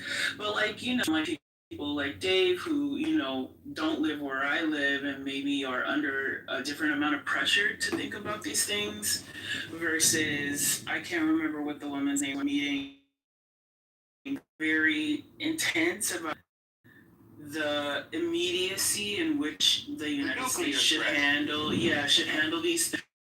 You know, I'm a pretty like well-studied like media analyst. So that means like while I don't maybe have the best and most stable like political knowledge like you guys have, I know like I've heard you guys speak about economics and things like this. I do have like a really deep knowledge of how media is used to encourage and influence people at times like these. So I do find, you know, I'm just like I'm listening and I find over the complete rejection of your commitment to your family. They embrace sexual liberty, complete emancipation of women. This idea of no responsibility or purpose than to increase your wealth and pleasure. Islamic revolutionary. And you see how that's down the road collectively as a society. Now we have Well, that was Dr. Adams. He said, well, you look at me. You're still in the set. Complaining about being independent. Well, I have no money that you think. I don't value success that way. Like, I didn't value in my 20s hustling at some point, to make as much money as I could. No, I focused on I'm gonna have children. That's what I'm gonna do. What I can do whatever I can for now. You're talking to a homosexual who is never going to have children. Well, I mean, for me, I told you that his lifestyle as degrading, acutely painful, or personally painful it is. Other countries. Any other way to experience pleasure than by earning money or himself, you know, he's unwilling. So you're like, how can you get a good answer from that person? That person is showing you, I can't see a higher purpose or calling. I am literally, you know, materialist. How can I experience physical sensations? They have no spiritual realm.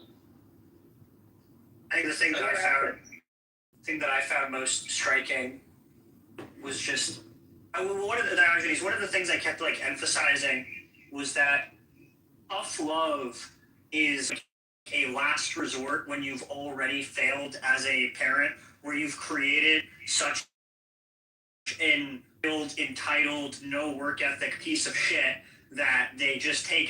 You literally have nothing else you could do besides, well, I guess get out of my house and I hope you figure it out. Whereas like if you raise a kid right, you know, you should be abilities and not have it stunt their development. Well, and you're absolutely right, Kevin. And what's more is that when you raising your kid, no matter how, it's not like a pass or thing. Access to nuclear weapons, telling a bunch of other countries who are trying to develop, you're making efforts. I don't know how. Where's the good guys? That's I do absolutely disagree. All right. So I don't think ever used a nuclear weapon against another country. The way I mean, even in belligerence. Has said. What? Well, so even in belligerence, if it's used, I think historically when weapons like these have been used, there's like it's like pulling your hand back from fire almost, right? What you have created is such a, that's what my wife and I have talked specifically that, like, it's such a boomer mentality, total boomer death. Like, these fucking boomers, this is what their children inherited. The baby boomers and Gen Xers inherited this idea that your kids need to be kicked out as. That's wild, because every single time, you know, I found someone really highly successful I was able to talk to, and I mean economically, where they had a big family and their family was, you know, visiting them and they all had healthy relationships. You found out that the people with the most money in that relationship, always an older generation that had developed a rigid familial hierarchy and considered it a pleasure to confer monetary advantages, emotional and time advantages on their offspring. They wanted to take the kids. They wanted to take the grandkids. They wanted to treat their children and their partners. They wanted to help them buy a house. They wanted to help them go on vacation. They wanted them to have a better life. And they thought, this is how I fulfill myself in my old age. You can contrast that with the majority of the population. I'm gonna get a boat. I'm gonna get a boat. I'm gonna get a boat. I'm gonna get a boat, and I'm gonna go to a boat, and then I'm gonna get a car that's bigger and shinier than the other guys. And then they go, hey, my family moved away. And then they wonder why they're left in an old folks home. They go, like, I wish I speak to folks in old folks homes, and they tell me, I wish I would visit me.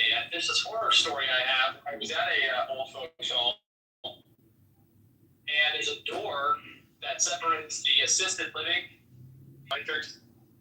No, I hear you. Okay, there's a door that separates the assisted living section from the memory care section, and the memory care like indigenous people have been diagnosed with the inability to things so that they can about get the world like the way Crime killing indigenous people. I hope that memory care. but here, and then they were like, oh well, we have a nuke and they don't want to stop, so we could just stop them and we drop it. I think the perspective that a lot of Americans have might be different on this if of atrocities. How would it be different? I think this scale of tragedy might engage future generations in thinking about the scale of what is possible, right? And I don't think that the United States doesn't do that. Which is the tragedy sentence? Like Nagasaki, or you know what I mean? Like, so like if that happened on our land and we knew it as our American selves, it was after, we grieve it. It's a part of us, despite. You're anti-genocide, right? Genocide. As much as I am misanthropic and absolutely hate the flesh bags that are called humans, I am anti-genocide, yeah. Oh, you hate people. I do hate people. I do. The primary argument is this. Right? If America, Russia, France, UK have nuclear weapons, this is totally unfair based on correctness, human equal right, every nation should deserve the right to have nuclear weapons. That is I like this argument, right? I think that we got the Ukraine to disarm, right, with regard to nuclear weapons, based on our commitment to protect them from Russian aggression, which Trump is trying to waffle on, right? And with the example of the Ukraine, and that the Ukraine can't count on the United States to honor its commitment.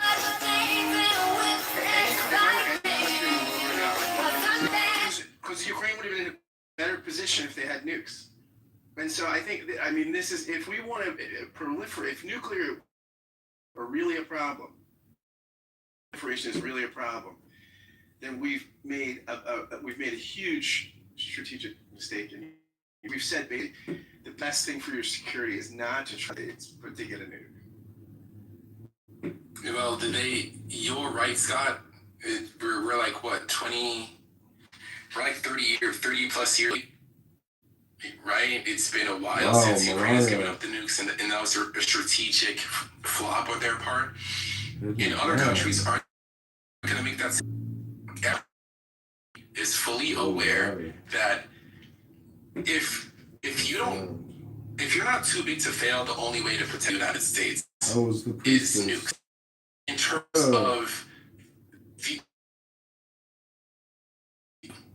I'm a child of the empire, so when America bullies and benefits the people, I don't mind. Like the geopolitical conversation, having nukes is really the only way that if Iran gets nukes, which they won't, I will be afraid for my life. The entire point of nukes is that you don't have to use them. If they ever use them, they wouldn't exist, and it would be justified. They would use them. I don't think that they'd use them, and I'm against. They said that they would. You live in an alternative, imaginary world like what Zeros is hoping for, right? So wow, Melania, Peyton Hand and Illuminati confirmed. Trump is married to a European Illuminati priestess. I'm not even saying anything that bad. I'm literally. What? What I'm saying is a little bit nuanced. People racist. No, but why when I speak, left? I'm not used to being cut off. This isn't like a troll. space. So why can't I just finish an idea? Information that is totally To be fair, he has been cut off every single time he has spoken. You don't have to complain about it. I mean, it's not a complaint room. People don't want to hear you complaining nonstop. If you have a point, just say it. I'm complaining now. I try to do every single time I do it, I get cut off. Like, and what I'm saying isn't even. Let's let NBC finish his. I have no fucking idea. Dave goes after, okay, Dave? United States, if I had to choose between Palestine and Israel, I choose Israel, even though both of y'all are on some bullshit. But I don't know what the fuck y'all idiots want to hear. Like, at the end of the people, they're not in the position to sacrifice their wallet so that Israel can gain more power in the region. American people are right now. Maybe if it was 20 years ago, sure. Right. So we don't. America doesn't want to do that. America shouldn't do that, and America isn't doing it. Yeah. Frank, Dave, did you want to go next? Protect America. You want Speak to a little protect loudly America. and more slowly, and try to be very much like logical. If you want to protect America's citizen, right? You have to first do not go and fantasize alternative world or whatever. This is the world we are living, right? The argument is what can we do in this world? And you have a Mura regimes when a kid know how to talk, that follow me, kill the America, death to America, death to Israel, right? So they systematically indoctrinate.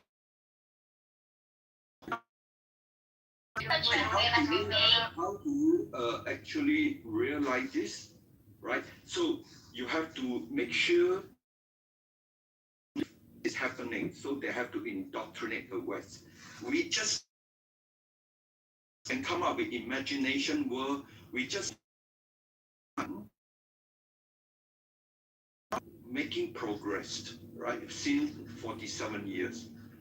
To destroy America, you must have a delivery program that can reach America, right?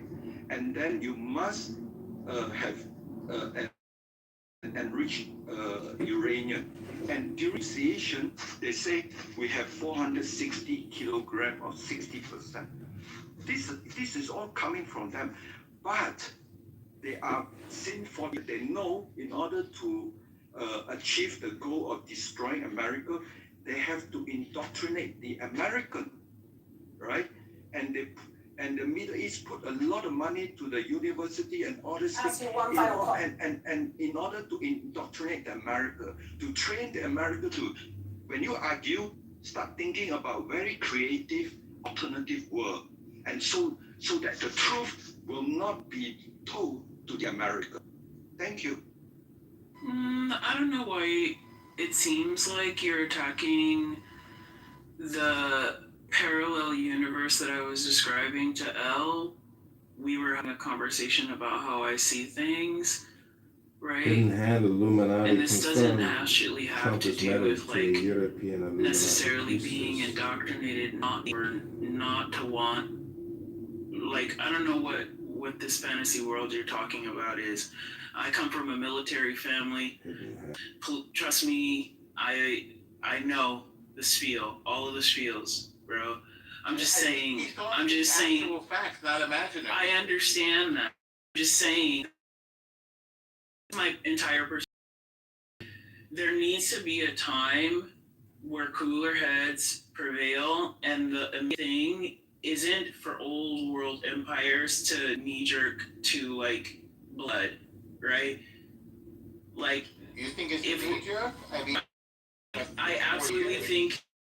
Well, I absolutely think that this year, right now, in this time, is a knee jerk, right? You have no support from your former allies. From which government? The American government? Right. Like, did Trump clear what he wanted to do with the government? Trump is the government. Well, no. I mean, like, no. Then it wouldn't be as. No. When I say the government, I mean all the branches of power. Like, well, the judiciary isn't a part of this. So he has the support of the Republican majority in Congress. So, yes, he does.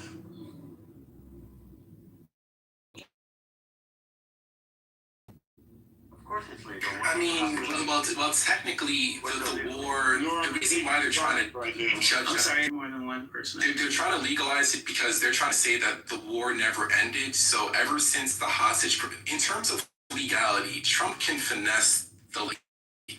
But the legality for me is the least interesting part. The reason why they attacked right now is because they thought that the Iranian regime was it's ever been, because they felt like their citizens would help them overturn the government as soon as the U.S. went in. That's the reason why. They didn't go in, but Norm, like, the entire pretense, my thing is that the pretense that you guys are using is a lie, and you don't, it's a lie. I didn't invade Iran.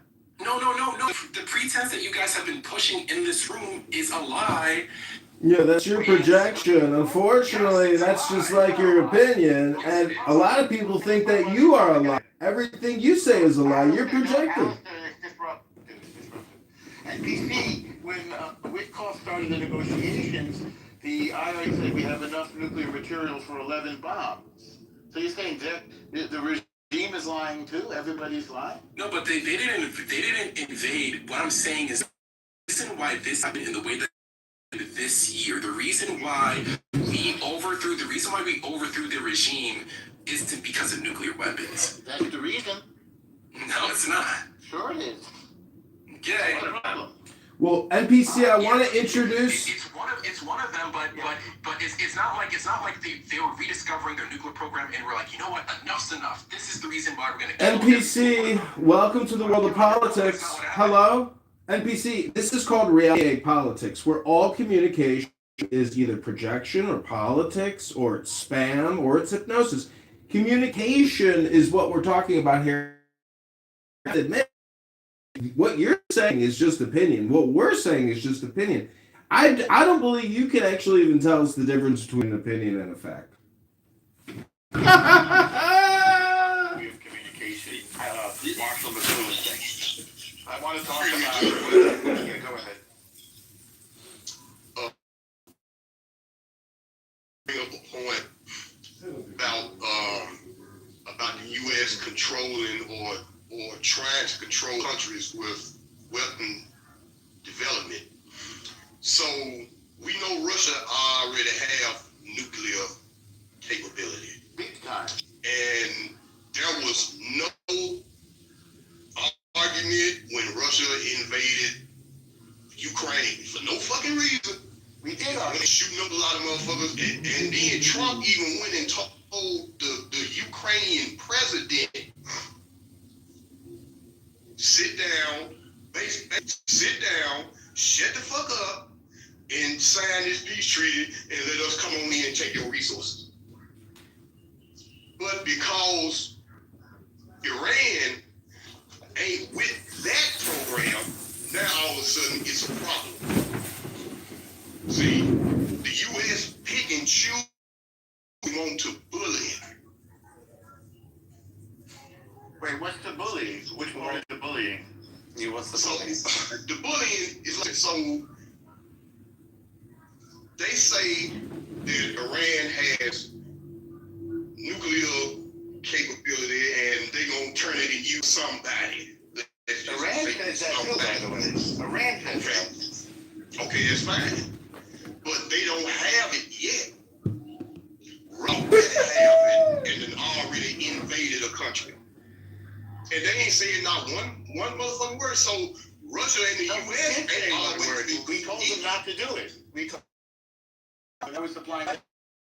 Okay, so slap on the hand, stop it. Well, no, but Franklin, the whole entire reason why they don't want any weapon is so that they're not in a position of Russia, because we actually can't do anything to Russia, to be honest, because they have one. That's the whole entire point of the reason why we don't want Iran to have. So, was it Operation Midnight Storm, whatever the fuck it was called? When that operation was happening last year, I was happy. I was like, and I supported it because that's a good thing. Slowing down getting nuclear weapons is a good thing. Not because I think that they're going to use them, but because if they acquire them, it shifts the power dynamics in the region, and it's not petrodollar. I'm a child of the empire. Anything that supports the American petrodollar supports me indirectly. Okay? But let's not sit here and lie You a child of the empire? What the fuck does that mean, child of the empire? Yeah, I'm stormtrooper. Let's not sit here and lie and act like You a stormtrooper like a Nazi trooper? Is that what you saying? John and Billy, John. never mind. John, you can go ahead and speak. It's not only the nuclear capabilities that they Child of the empire. You can just see now their response to this war. They're just shooting missiles at everybody. So they're very much unhinged. And one of the things that we've always worried about, one of the reasons why the world, especially Europe and America to an extent, didn't want to pressure Iran into anything was because we were actually afraid that they would cut off the Strait of Hormuz. And from what I've read, I've seen online, is that most of the U.S. and Israel were shocked in a way that they did that. So the fact that they without even having a nuke as of right now is pretty scary. It sets a possible precedent for the future, right? And the fact that, and like, let's be real, we're in this because of October 7th. They are setting up proxies there and all over the world that want to attack not just Israel, but our interests as well, right? They are the reason why October 7th happened. The only reason, the way that they wiped their hands clean is because they didn't know a date. They gave them funding, they gave them knowledge about how to create missiles, they gave them all the spy knowledge that they have. They've been fronting up Hezbollah for 30, 40 years, and all of a sudden they're like, oh, October 7th? Oh, what a surprise. We didn't know it was going to happen. They knew exactly it was going to happen. They just didn't know a date. So they separated themselves from it. They're bad people. They need to be removed. I know the war right now, which is like probably the biggest psyop that they've created with their Lego AIs on YouTube, a bunch of 20-year-olds in Persia have made us think that this is a useless war. Let them land. These people need to be removed from the earth. And they need to happen now. And if you just let it happen, it will have a little bit of a hurt in our pockets for a while, for a little bit, I think. But these people cannot be in power. And if you could just finish the job, which we can, and it will be nothing. Not everything's like Iraq. Not everything's like Afghanistan. Not everything is like those wars. This is different. And these people are really horrible people. They kill their own people. They've been doing it for years and years. They've threatened us, America and Israel and the West now for years and years. They need to be removed. And the biggest psyop is the fact that we're even having this discussion. Like, oh well, are we losing the war? I don't know. Like, who pushed Trump into it? It's insane. So that's all I'll say. I'll give the mic to someone else. So Thank you. Franklin, did you want to interject something? Franklin, are you so? All right. Is that what you mean? Can't hear you, Dave. Much louder. Okay. I mean, the topic is Trump must not resign until. Sorry. What I'm trying to say is what John trying to say. Topic here. John want Trump to finish the job, so resignation is out of question. John, is that your thesis? Yeah, this is like enough already. Like everyone's saying, this takes away. Also, but by the way, the fact that Iran is keeping the focus on them. Hey, look how bad the U.S. is. Look how bad. Oh my God! Look how we're the victim. We're the victim. That's what they're saying. We're the victim. Look at all this destruction. They're not even showing the destruction. They're just telling you about it, right? And we're all falling for it, and we're all unfortunately voting in people. We're starting to that are becoming more isolated. All of the major podcasters on the left and the right are always talking about this. They're taking away from every problem that we have domestically, right? Affordability, real estate, gun laws, abortion, way there. It's all being sucked out because of what's going on over there. So if we were able to finish it and finally put this to rest, we were able to focus on what's here. It's the conversations that are going circular. So what do you call finishing? What you call finishing? Getting enough time for them to be so weak that hopefully the Iranian people there can do something about what they have, or for them to be either regime change weak, so weak that they can't do shit anything else. They can't arm their proxies. They can't shoot ballistic weapons to Europe, which they can now, and they answer to us and the rest of the world. They don't answer to anybody else. So wait, are you saying like? I'm so sorry. Like, is this funny to you? Is this? I think it's hilarious too. I think it's funny you're laughing. Did you get that? Did you get that information from me yet, Alistair? Chad, I'm sorry I missed it. Another creative alternative world. Yeah, trying to belittle me won't work. But I just don't know. Yeah, put the link in the chat. The part that you said, John, about like focusing on like things that are plaguing America, right? Like that we can focus on us, right? Basically. I think that's what a lot of people are saying, right? Why are we, quote unquote, all the terms now, giving money to Israel, going to war, blah blah blah, right? Because it's taking away from issues here, correct? That's the overarching theme, at least in the world, and where people look at a lot of information, right? So that's what if we could just finish what's going on over there, the world could be a little more tame and a little more together, and and have less of all these unnecessary but deadly distractions. We'd be able to focus on a little more here, not just kicking the can down the road and becoming more isolationist and having Russia and China get into the mix and have Europe fall apart, just because and have all these other countries fall apart. Let's focus on getting this cancer removed so we can then focus on what we need here. We are a rich country, and people can see that. And if we just get rid of this distraction, this horrible distraction over there that they're taking advantage of the world, then we can start focusing on what's here, not just turning a blind eye and having a mass destruction going on over there. Oh, isn't the series? I think I hated it back when October happened and Israel responded. People didn't know why Israel responding that way. Like there's 2 weeks before Israel responded where everyone was afraid for Israel. Was oh, you poor Israelis, they just got terrorist attacks. And then as soon as responded, now Israel's the bad guys. No, that's not true. On this app, actually, a lot of rooms were celebrating the October 7th attack, NPC. They were celebrating the chaos, the slaughter, the desecration of humans, the terrorism. They were happy as could be, dancing in the streets on this app. Yeah, I was. Let me tell you about Israel. You're right. Let me tell you about Israel. So, I wasn't finished. A few years back. No, nigga, I wasn't done. Everything you're right. Like, bro, every time I stop, let me just finish, bro. I wasn't finished. I move into the room one at a time, NPC, and then Franklin, please. Yeah. I'm preferring no N-words in this. NPC, you're right. We had Yes. So I'm saying that because I remember. I'm an equal opportunist. I remember on both sides.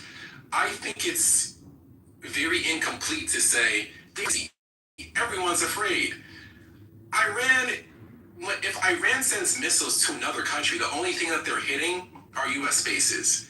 There's a few of a straight missile hitting a random building, but mostly they're attacking U.S. assets in foreign countries. That's number one. And then the big... Isn't there a reason why they're sending so many missiles? What did we do to make them take off the condom and start sending in more missiles? Did we, I don't know, maybe kill every single one of their leaders and everyone associated with them? If any country...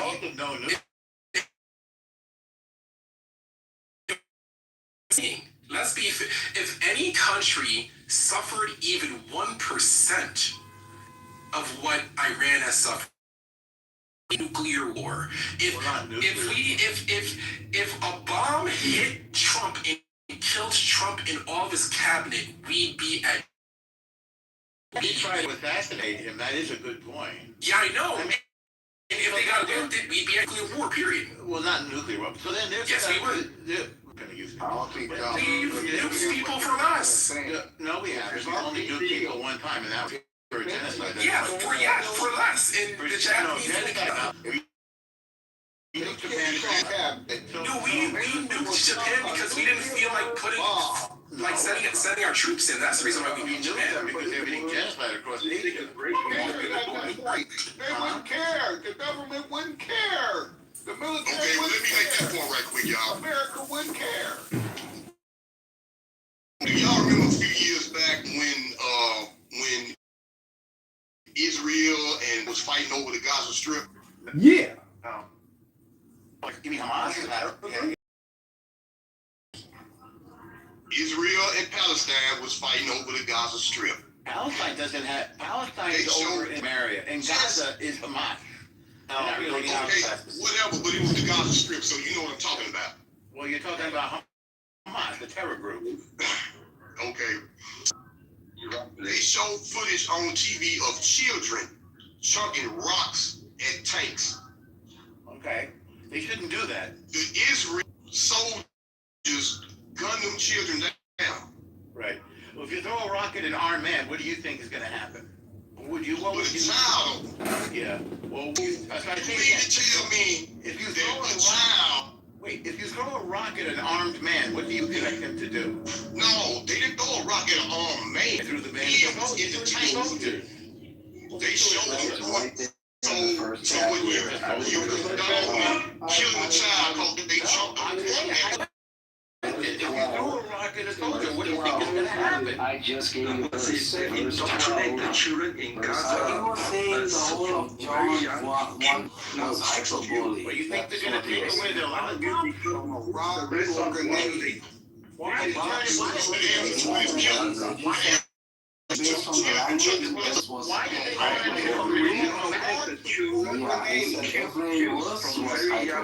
Frankly, stop the argument. So NPC, the argument is, what should Iran do? Yet to all who did not receive him, to those who believe in his name, he away from each other. Hi, I'm going to briefly interrupt writers. I put some links in the chat. I'd like to read them. Put me in the queue. Thank you. I'm just wondering, how does that mean that the whole thing is... What are you using? Oh my goodness, okay. Is Jesus... We just killed all their leaders in like one day. We've been killing their leaders, a lot of them for a long time, not for no reason, but like to sit here and act like we are so insensitive to like to have the same thing that other countries have, which is so funny.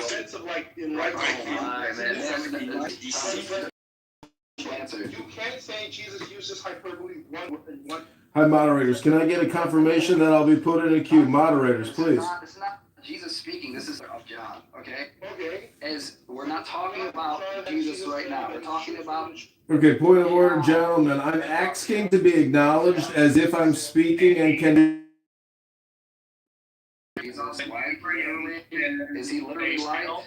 All things is the created order. Okay, moderators, I don't know if anybody can hear me, but I'm asking to read some quotes from Winston Churchill on the dangers of Islam. I don't believe that I will be acknowledged. Fortunately, I apologize, but I did put some links in the chat from Winston Churchill about the dangers of Islam. I'd like to read them. Would that be okay? No, just stop it. Just stop. No, you don't have to tell me to just stop. I don't know who you are. You're just a random person on a conference call app. And I'm trying to present some really important information, very informative information, because I believe that I will be able to persuade you that Islam is a danger, that their religious and their legal code is a danger to society, and we should fight back and fully understand what Winston Churchill was talking about when he said Islam is dangerous. The link is in the chat. I'm requesting 60 seconds to read Winston Churchill. That's all I'm asking. No, we're having a conversation. This is a conference call app. It's generally for public people. I'm a public person, and unfortunately, just because you don't like it doesn't mean that I can't do it. Do it right now. Like that? It's rude. It's not rude. It's what I'm interested in. I think you'll like it, actually. It's not about food. It's not about me. It's about trying to provide some informative information. Okay, after we're Okay, how long will you be? That's why I was asking to be put in the queue. Doesn't matter. See, you're impossible to communicate with. Okay, here's the full Churchill quote on Islam. How dreadful are the curses which Mohammedanism lays on its votaries, besides the fanatical frenzy that's dangerous and phobia in a dog. There is this fearful. Swear, dude. We're What a real friend. sure. Sorry, just real quick. Oh shit, he's gone. They're just in here. Okay. Like you guys in a fire, kitchen scholars, like, dude, come on, man. I was going to point out, like, if you look at John 6, for example, and how Jesus talks about his flesh and blood, right? We'll look at that and say, well, it's literal, Chris, is it not? Let's be honest. I go, okay, I know Quran or... What about the U.S. government? First of all, we have to agree about some terms. Who is terrorist? What do you mean? You must have something really interesting. They weren't letting him read like a and Artis isn't really paying attention, and Draco was just over talking him, and I just wanted to hear it. And I know that you guys were talking about pussy, but I still just want to hear what he was gonna say. Sure. Okay, these are the Winston.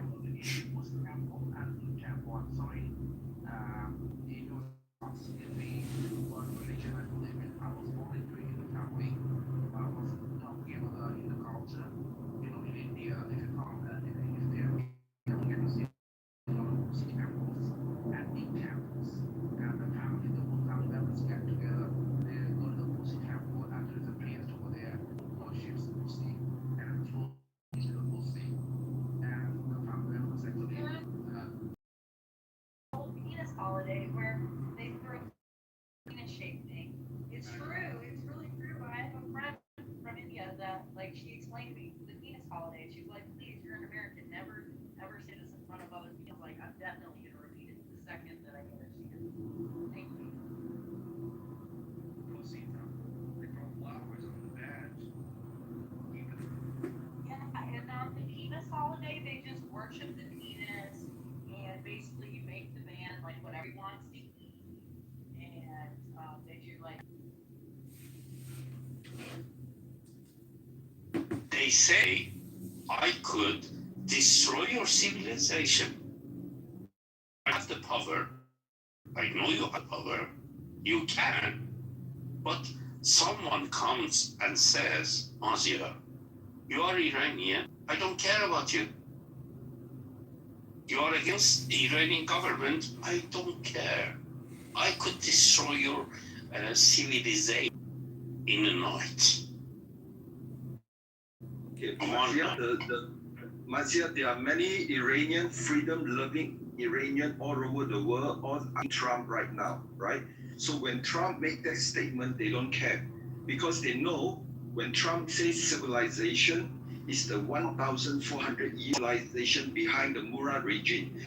That is not the Persian civilization. So there are two kinds of Stop. First of all, 10% Iranian who want to support Murad regime. When Trump civilization, it means the entire 90 million. No.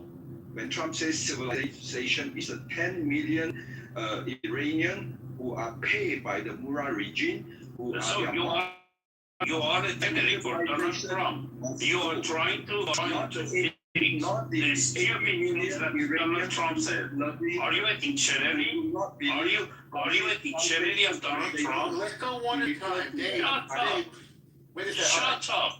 Dave, You cannot. Let's go one at a time. First Mazir, then Dave, okay? Mazir, take as much time as you need, and then go ahead. I'm sorry. When somebody who's in power says something,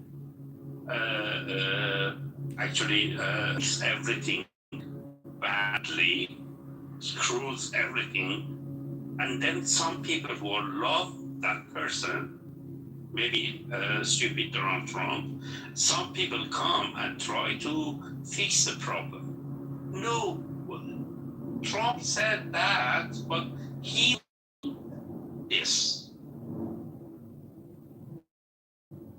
Okay? I'm a human being. I know. I do. When you say something, okay, I don't need someone else to come back and say, Mazia, you have been talking to Scott. I don't know. Yeah. Point of order. Just try to make some points. If you make a point, do you have a point to make, sir? You know, when you say something, you are responsible for what you have said. I don't need someone else to explain to me, no, he was not meaning that. We are not dictionaries. We are human beings. Exactly. And so in the What was the point of that? so moderators, if you could please take control of the room and get us back on top. Should Trump resign to be? Will that redeem Trump if he resigns, or do you think he's even concerned about redeeming himself? He said he thinks he might be going to hell, but he's facetiously. So the problem is, I always think that the solution, or really the conflict, is because of a lack of philosophical understanding. And I'll just see, because Xerxes earlier said she hates everybody. She hates people. She hates I know she's being facetious because I understand what she's saying, meaning that there's a lot of confusion, which is uncomfortable, and so I want to avoid it. She wants to live in her little work-from-home bubble and her $3,000 a month townhouse. But the rest of the world does not like that. If you go to Gaza, if you go to Iran right now, if you go to Lebanon, it's a hellhole, but that's because people choose violence and weapons and terrorism instead of a real economy. And so all I'm trying to say is, all communication is hypnosis, but it's also projection, it's also politics, it's also spam, it's your choice what you want to listen to today right now. Hello? Yeah, but they choose to live in suffering is a wild statement. No, but they actually they do so. If you ask a person, do you want to suffer? They're going to be like, no. But if you want to, so right now, Iranians, there's a good chunk of them who actually go get this money. Let me shut the fuck up. Yeah, I'm just gonna enter the topic because that's what Alistair asked for, and I want to aid Al in his efforts to maintain a clean room. I typed this in chat before I came up.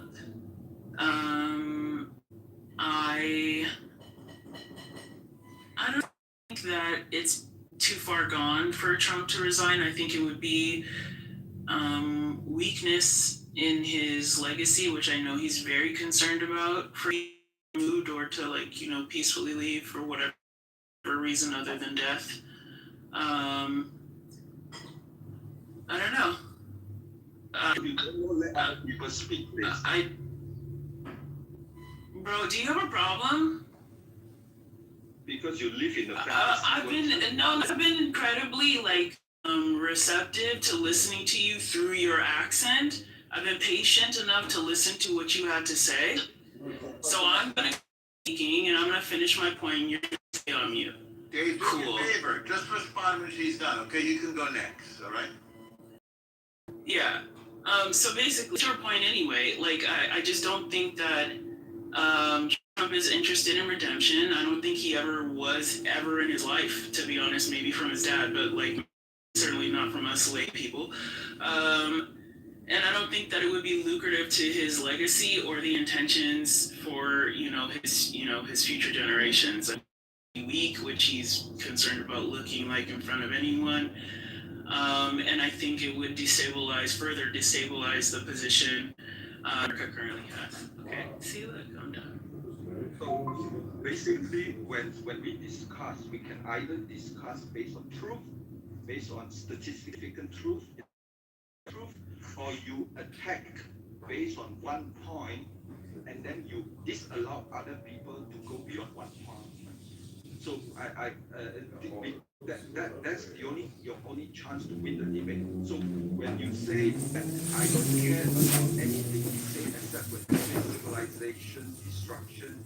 That is the only point I care. I don't care about other things you do. Okay? In my opinion, that is the most important thing. Yes, agree that is very important, but your opinion does not represent a lot of freedom-loving Iranian in multiple cities in the world, all thanking Trump, come and save us. Okay? They all ignore Trump saying civilization erasure because they know that means the erasure of the based on 1,400 years civilization that is foreign to the Persian civilization. That foreign civilization must die so that the ancient original Persian civilization will emerge like a phoenix, and that is the whole point. So if you focus on what he said, my instinct that you understand and stand on your argument, this is not the room for you to continue. This is a room where people who are intelligent, who do not start with the argument that I'm in the media, I would like to talk about alternatives. You don't have to be that pejorative about somebody's. Just not kind. Also, the question should be answered with a presupposition that you are giving your opinion, in which case there is no debate on my opinion. It's objective. So you cannot I fucking feel, bro. So pipe down.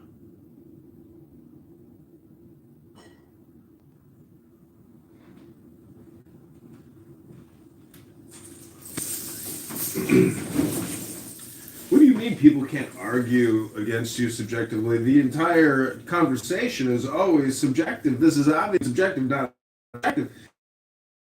What I'm trying to say is that all communication is essentially hypnosis. The more you think, the more you speak, the further you're going to get. So essentially, it's all political communication all the time. I'm just trying to suggest that if you want true joy, if you want true peace, just become a lawyer or an attorney. Because the law is essentially nonviolent. And I'm a socialist. I want equity for everybody. I don't want homelessness. I don't want disease. I want equal opportunity for everyone to achieve their dreams and goals and prosper. It's economics. Everybody wants the same utopia. But you're the problem. It's people like you who refuse to see as the solution to all of your own personal dilemmas. Therefore, you're polarized with political propaganda. It's up to you, though, to choose philosophy, your own bullshit. I am complete.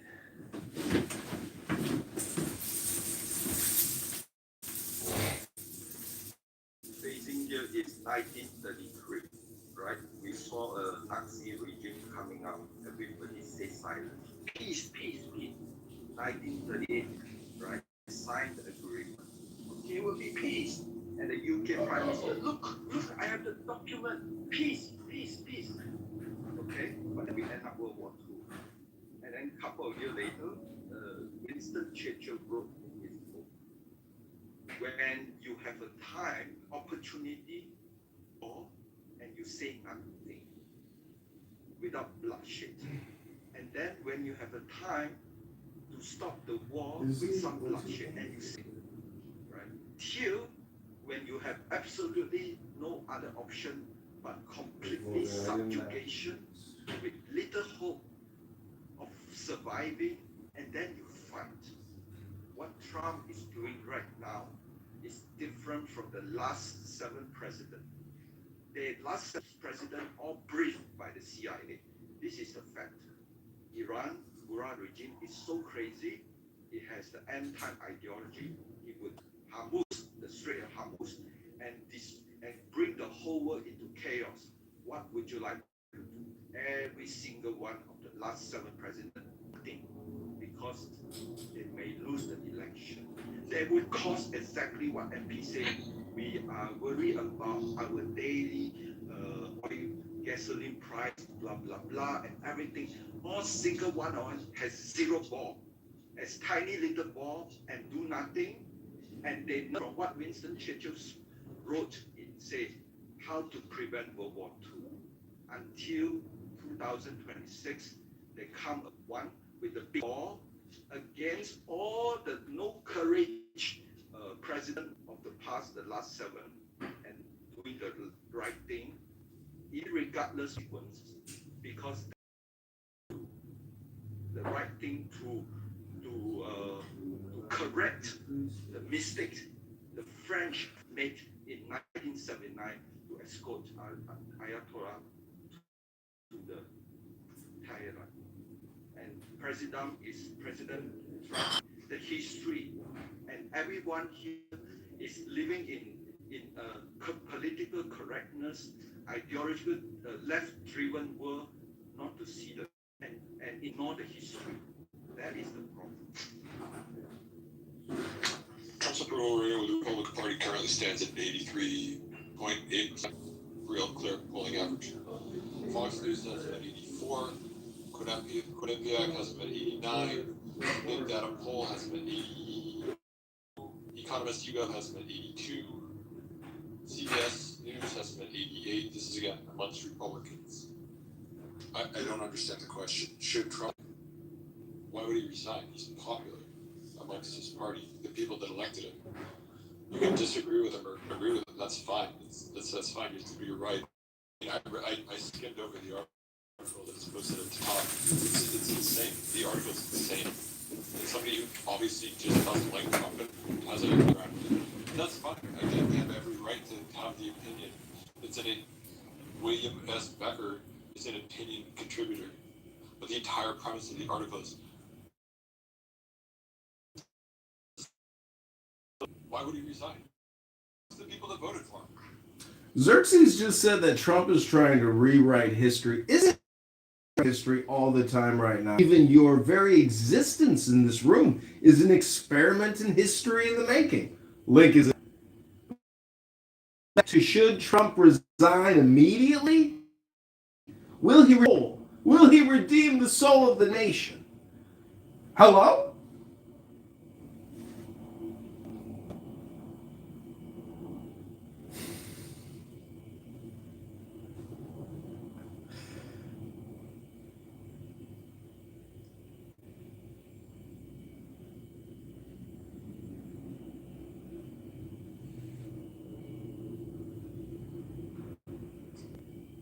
See, what I think a lot of people are trying to say here on this app, if they believe in the apocalypse or the New World Order or some kind of far out, because there's a lot of people in cults, let's be honest. I mean, I've seen crazy cult videos, and these are people who, in my opinion, are isolated. They don't have access to information. We're all very lucky to have a social conference call where people from all can come and complain. I recently started the Jewish Complaint Department, another house here, and if you want to complain, we will take your complaint and create a room about it.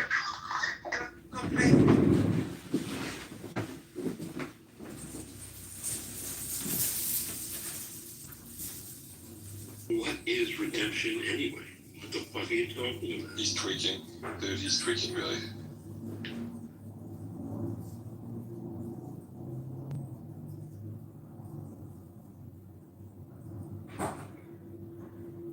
Go back what Scott started, how to improve the message.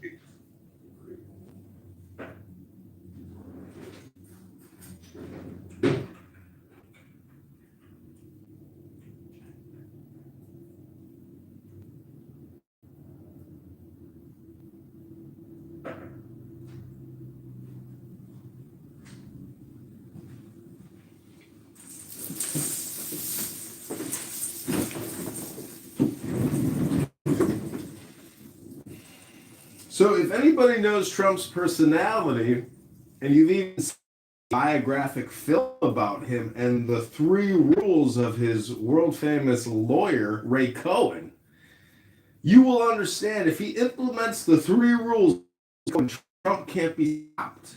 He's a bullseye. Nothing stops a bullseye. And so if you hate Trump in your heart, it's my opinion that the orange president and his blonde wig and his blue suit and red tie could be your moment of enlightenment, of liberation. Many Trump haters that live with pain in their back. They live with pain in their hamstrings. They got bad hips. They got shoulder pain, elbow pain, arthritis, all right. But if you were to use Donald Trump, your path of liberation, in the same way that you Moses or Muhammad or Krishna, Donald Trump could be your moment of universal enlightenment. You think I am joking, but I am being absolute. And if you think I'm being a comedian, you should understand the rules of communication, that all communication is, and all communication is magic.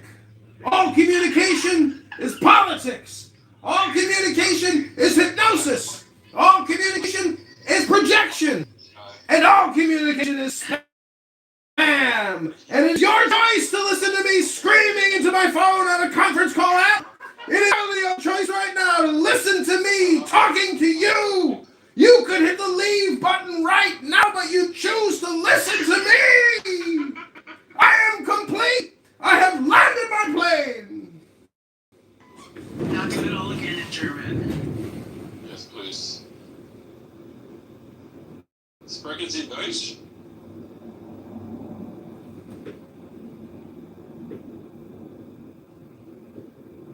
Wow, maybe that's what happens time here. I don't know. It's my first time. Did he leave? Oh, it's right Oh, no, there he is. Oh. Get over it. What's going on, buddy? Balls, Scott. Like, he's tripping balls. He's the man. That is my man. Yeah, he's on something out there. He's something.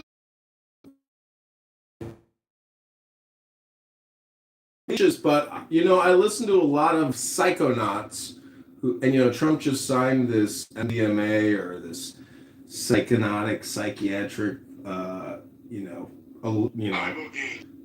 so what I'm trying to say is that basically supposed to treat severe depression, and I think there are a lot of severely depressed people on Clubhouse, but at the same time, I think intelligence is probably a way to alleviate depression, and that means books.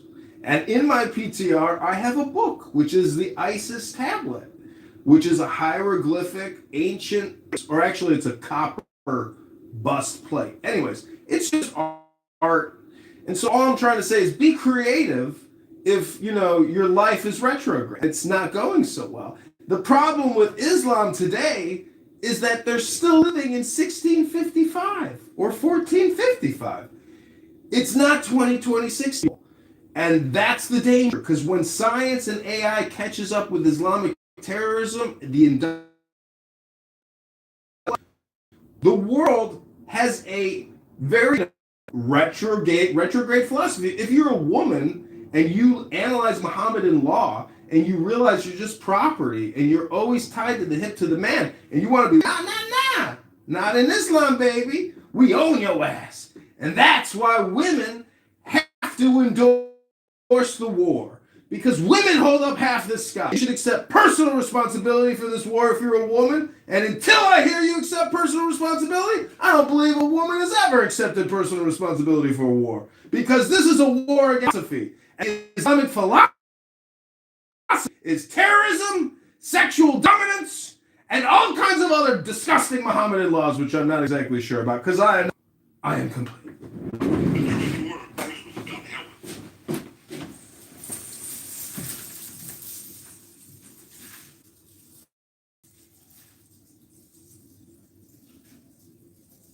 So, GOP then, right?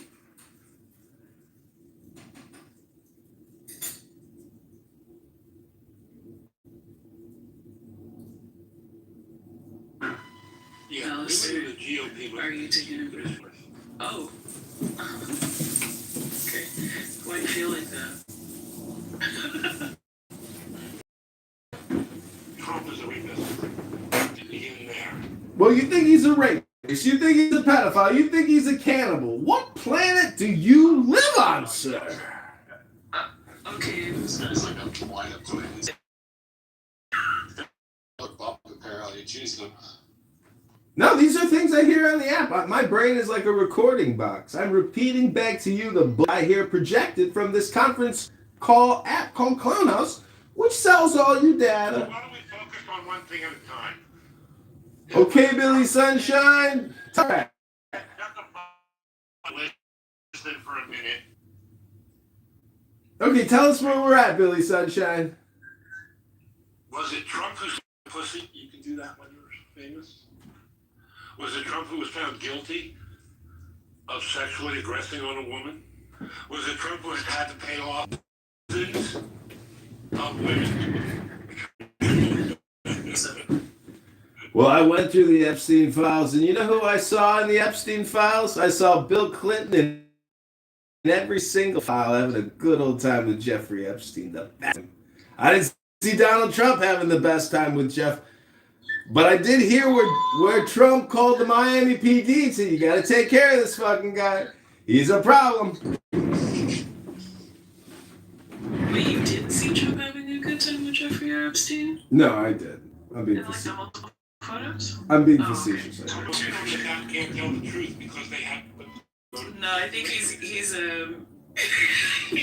has Trump derangement. No, he's. Which is not what they call. I can tell. Trump derangement syndrome is what everyone follows Trump has. If you don't understand that Trump is the worst thing that ever happened to this country, you're not paying. It's Trump who is trying to stop science in the CDC and places like Harvard. It's Trump who allowed Musk and his boys to get in there and destroy USAID, and now 600,000 people have fucking died. Let the Congress do their job. Everything about America that is good, Trump is attacking. He's our Orban, and we have to treat him the same way. It's Trump whose best friends are all dictators, not our traditional friends. Trump is a disease, and we've caught it. That's why I say, Billy, Trump could be your moment of enlightenment. I'll be finished in a second. The idea that he would ever resign, that's insane. He's incapable of that. He's not going to resign. He would never pull a Nixon. Nixon says he even he would regret that decision because then she ruined your life. If you want to go down that path as a man, you are a stupid man. And so, Billy Sunshine, all I'm saying is that all communication is projection. How yourself do you see in Donald Trump, Billy? Much afraid. I eat the same way he does. But you're gonna get over what you said though. You said Trump is the worst thing to happen to America. Yeah. Like worse. And I used to work for a guy at my radio station who thought Trump was the best we ever had. Man. Worse than slavery. No. It's the worst thing to happen to America. Well, you know. In the Great Depression. It's 80% true. Everything I say, I like to make strong generalizations, so let me remind you that the 80-20 rule is effect when I am speaking. Okay, fair enough. Yeah. So he's the worst thing. No. Is he the third or fourth? Democracy.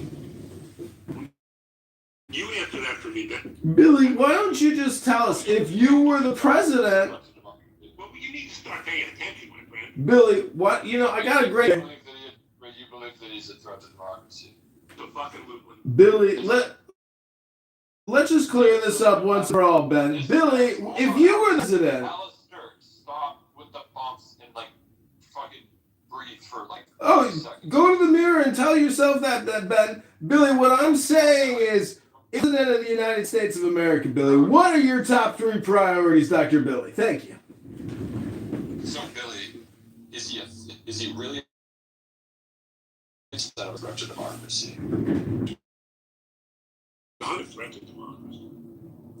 So, Billy, if you were the president of the United America. What would your top 3 priorities, Billy? Three branches of government, and he's not interested in things of the other two. That's pretty clear, isn't it?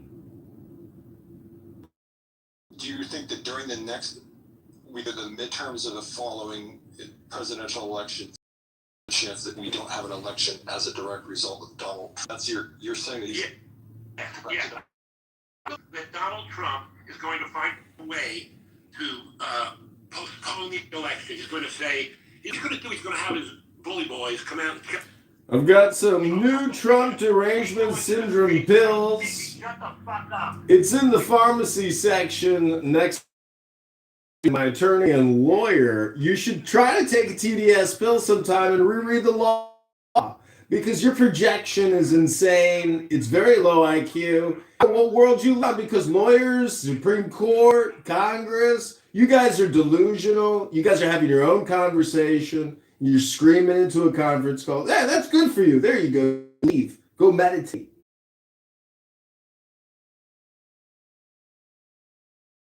Find, which is the leave button. Because just like that movie Network, when he says, "I'm in the windows and scream out, I'm mad as hell and I'm not going to get anymore." Work. You should go see it sometime, ladies and gentlemen. And you'll realize that what Scott and El Normo here are doing, they're actually putting on a network TV show on CBS with Barry Weiss. And I'm happy to be a part of the production as a co-producer. Success requires excellent content, and good content should be the contentment that you're looking for. If you come on today, or you record rooms 24 hours, 7 days a week, or Dr. Francine, who's got opinions on everything as well. The point is, the brain can present an incredible variety of opinions on every single topic that's so exciting. Thank God for you, because you, and right now, this very moment, you're being hypnotized by Alistair. And if you don't like poetry, well, guess what? I bet you're an anti-Semite. If you don't read poetry, at least I guarantee you're an anti-Semite. It's 100% fact. It's like being on Hinge or Bumble. If there's 2 chicks and there's a fat girl and an ugly girl, it's 100% always the ugly girl. It's never the hot chick. These are the rules and laws of nature, and there are psychological components of anti-Semitism that require these people to hate poetry. They hate life. Life itself they hate. I am complete. I rest my case. So do you have one of these like episodes per day, or? Only when I'm live on YouTube creating content in the chat. Oh, you are currently creating content. Currently, right now, for the past 2 hours and 50 minutes, sent to Barry Weiss at CBS, FYI. It's a new show on Paramount. Is it a new show, or are you trying to get picked up? No, it's new. We got it signed. So thanks, El Normo, for the contact. Send you your royalty check later, babe. What's the premise of the show, Alistair? It's just yelling? Yeah, it's content. You ever been to a bang room? Oh, just go in the hallway on Clubhouse, hit the leave button right now, and click on any room, and just take a little sample. That's called a bang room, baby. All of the rooms are called.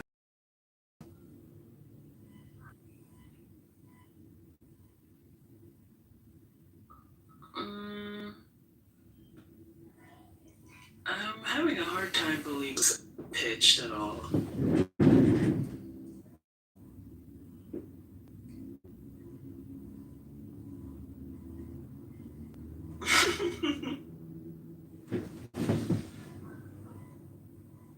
I don't know. Like, who would watch it? Especially if it's watch that. Well, see, it's all about post-production editing.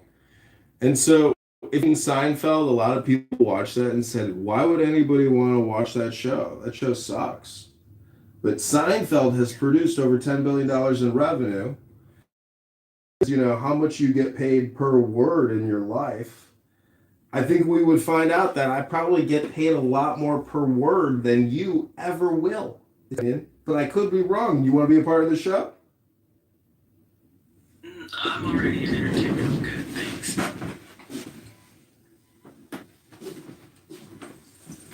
And I certainly would never work for Barry. That's crazy.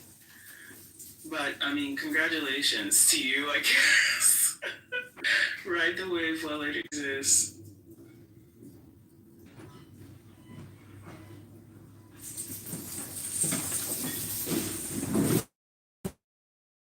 Let me ask you a question. What's your worldview and how do you describe economic philosophy? Again, the question is, how do you describe economic philosophy? Thank you. What's my worldview? What's your worldview? How do you describe economic philosophy? What is my worldview? I mean, I don't have too much faith in the generations of the past. That's my generations of the past seem to have like an incredible amount of power right now, and it seems unusually oppressive.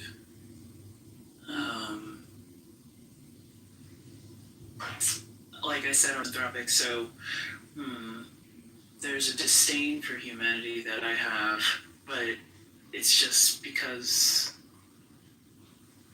oh man, I've had so many examples of better humans than the ones that just collectively exist for the most part. It's kind of trash. And what was your second question?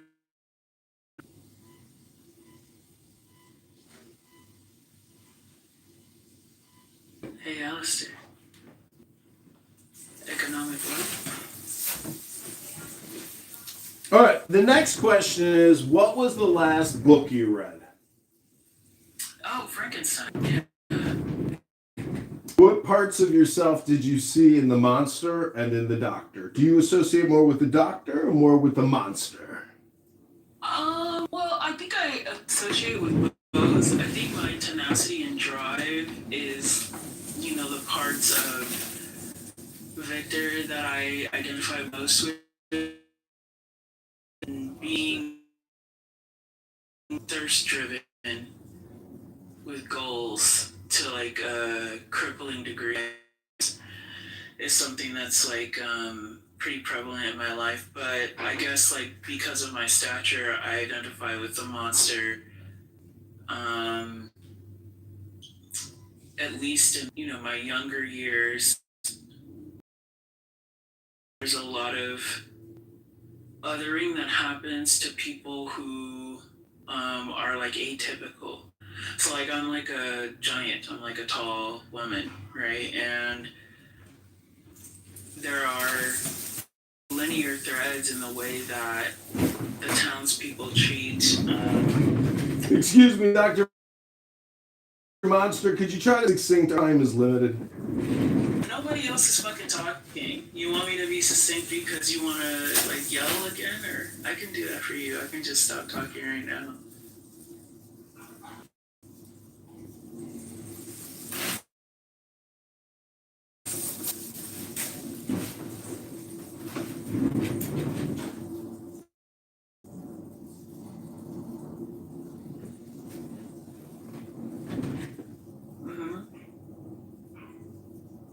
So, ladies and gentlemen, I want to prove a point that there is a 100% correlation between anti-Semites like Xerxes, Franklin, NPC, and many other anti-Semites on this app. They do not like poetry. If you ask them the last book they read, it wasn't a poetry book. There is a 100% correlation between anti-Semites and read poetry. So if you haven't picked up a poetry book recently, I encourage you right now to pick up a poetry book and live a little. Life is full of joy. Xerxes asks, What do you think the word dialectic therapy means? Again, the key word here is dialectic therapy. What the word dialectic therapy means, Dr. Xerxes? What is happening? Are you good, dude? Hello?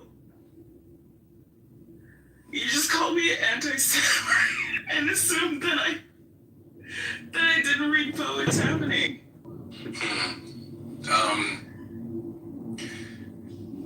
So I guess I'm anti-Semitic. Goddamn, I mean, you don't want to pay more at the gas pump. Huh? Yes, like I guess I mean higher gas prices. All communication is projection. Can you imagine going to the gas pump and filling up your car and being like, God damn, that was $100. I guess that makes me an anti-Semite. Could you imagine coming to a conference call I have to just talk over people like it was a schizophrenic jumble of a bang room? People just screaming into their phone by the dozens, talking about nothing. I am now going to show you a quick sample of what Clubhouse is like, what they call the trenches or the ghettos of. That's that shit real good. I do this and that and it's flattering her. Another nigga say this shit, she gonna be like, nigga, you weird, nigga. So certain niggas, they like to be objectified by certain men. That's a fucking thing. It's definitely by certain men, and it's definitely certain women like to be objectified. Also, the men that flipped it on her, because I know you can't then rain. She was making it seem like, and I know you can't then, you said, yeah, right, cool, but she was making it seem like every nigga that dress a certain way is a degenerate ass, right? And she can't get mad because the niggas flipped it on her, and if they were trying to make her feel bad, because no one had that same energy, no one had that when she was in here unsolicitedly attacking people. No one attacked her. Thanks. So what I'm trying to poetry is a hell of a lot more interesting than Clubhouse. An audiobook by Alan Watts is so much more fascinating than Clubhouse. So why do people choose to listen to what I would call the trenches hypnosis? The hypnosis of the trenches. Hello? Ever hear of Shakespeare? Ever hear of Edgar Allan Poe? Of Aleister Crowley?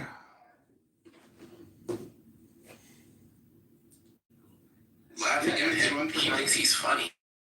It is. You guys don't find this funny? I find it. No. John Kitover. He's No, this is hilarious. Oh, this is Kitover. This is Kitover. Wait, why are you saying it like that?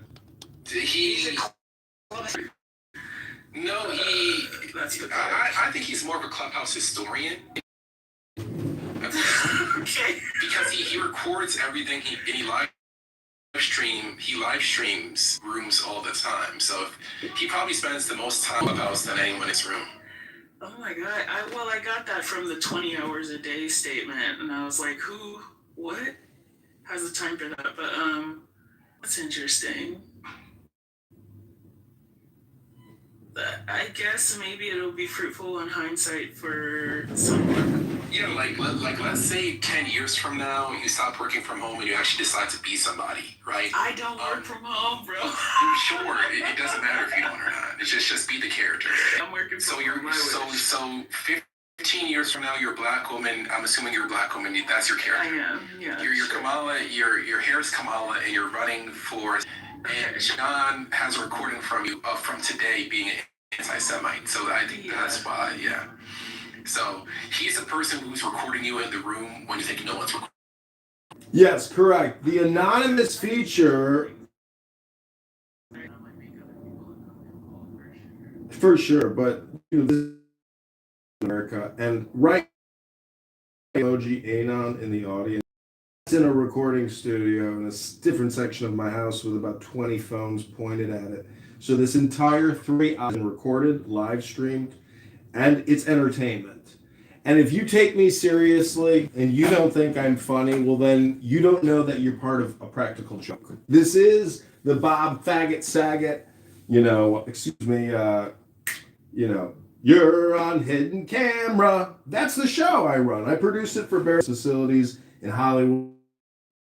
Ice tapes, they review it, they edit it. If they want to use it, they use it. But I'm just a content creator here working for Barry, and God bless you all and productive day. Thanks for being a part of the production. If you are upset that I record and live stream Clubhouse, well, that's a you problem. Definitely not a me problem. I am complete.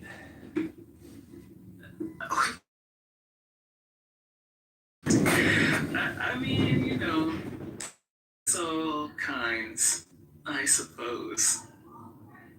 Although, I guess I should stop asking questions. I don't understand. It's not actually content creation. It's content regurgitation, right? Kind of like when a cow barfs up some grass to eat it again, so it can digest easier. Yeah, well, yeah. Creating things would be, you know, generating itself and like a different form of a reality.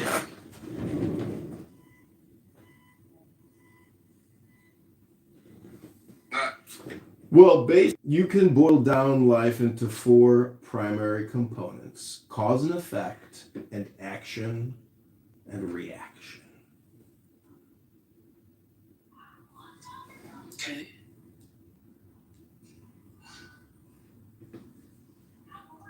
Yeah, I knew something was off the way you were reading that Churchill quote.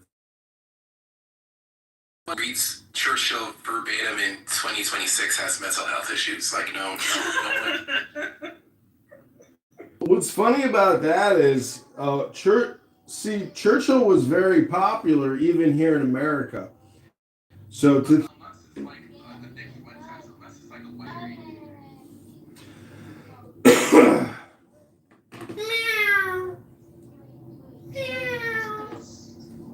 What is wrong? Alisa, please. What problem? Yeah, let's talk. Take out of me, Habibti. Let's talk. Speak. I don't understand you. Please speak normal. Yes, Habibti. Normal is not gonna happen here, bro. I'm sorry. What is you? I understand you harass you. I understand you not. لا حبيبتي. We understand. لا حبيبتي. Hey, what is wrong with this guy? This guy is what is your problem? Child?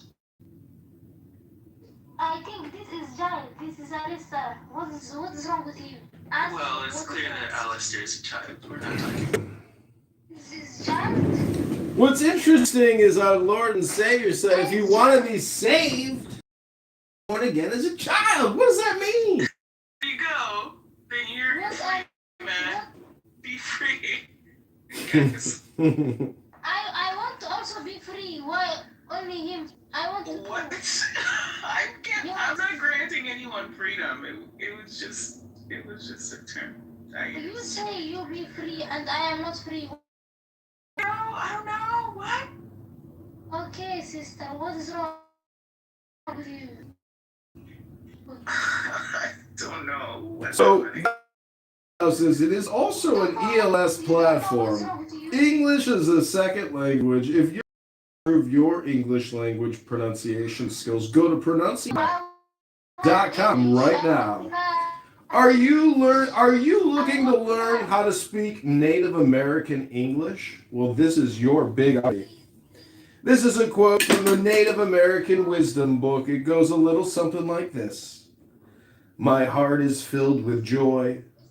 Repeat, when I see you here on Clubhouse, as the brooks fill, the snows melt in the spring, and I feel glad as the fresh grass starts in the beginning of the year.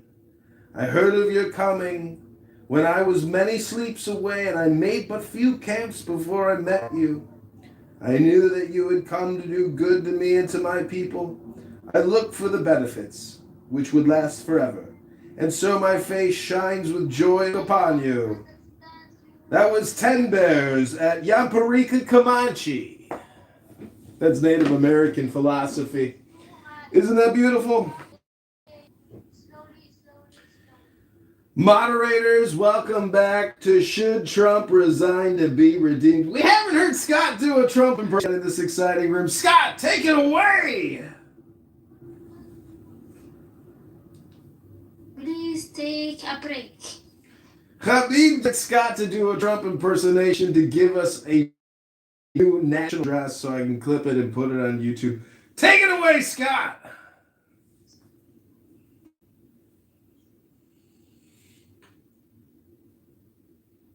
Take it away, Scott. Please take it away, Scott.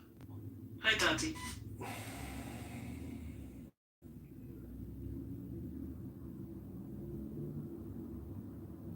Got it. Oh, I didn't know I was on stage or off mute. What's going on? Just listening. Interesting one. Strange. Very interesting characters in here.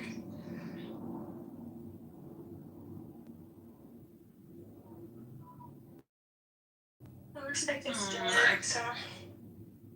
I just describe it as like, you know, like a shaken bottle of just waiting for somebody to pop the top.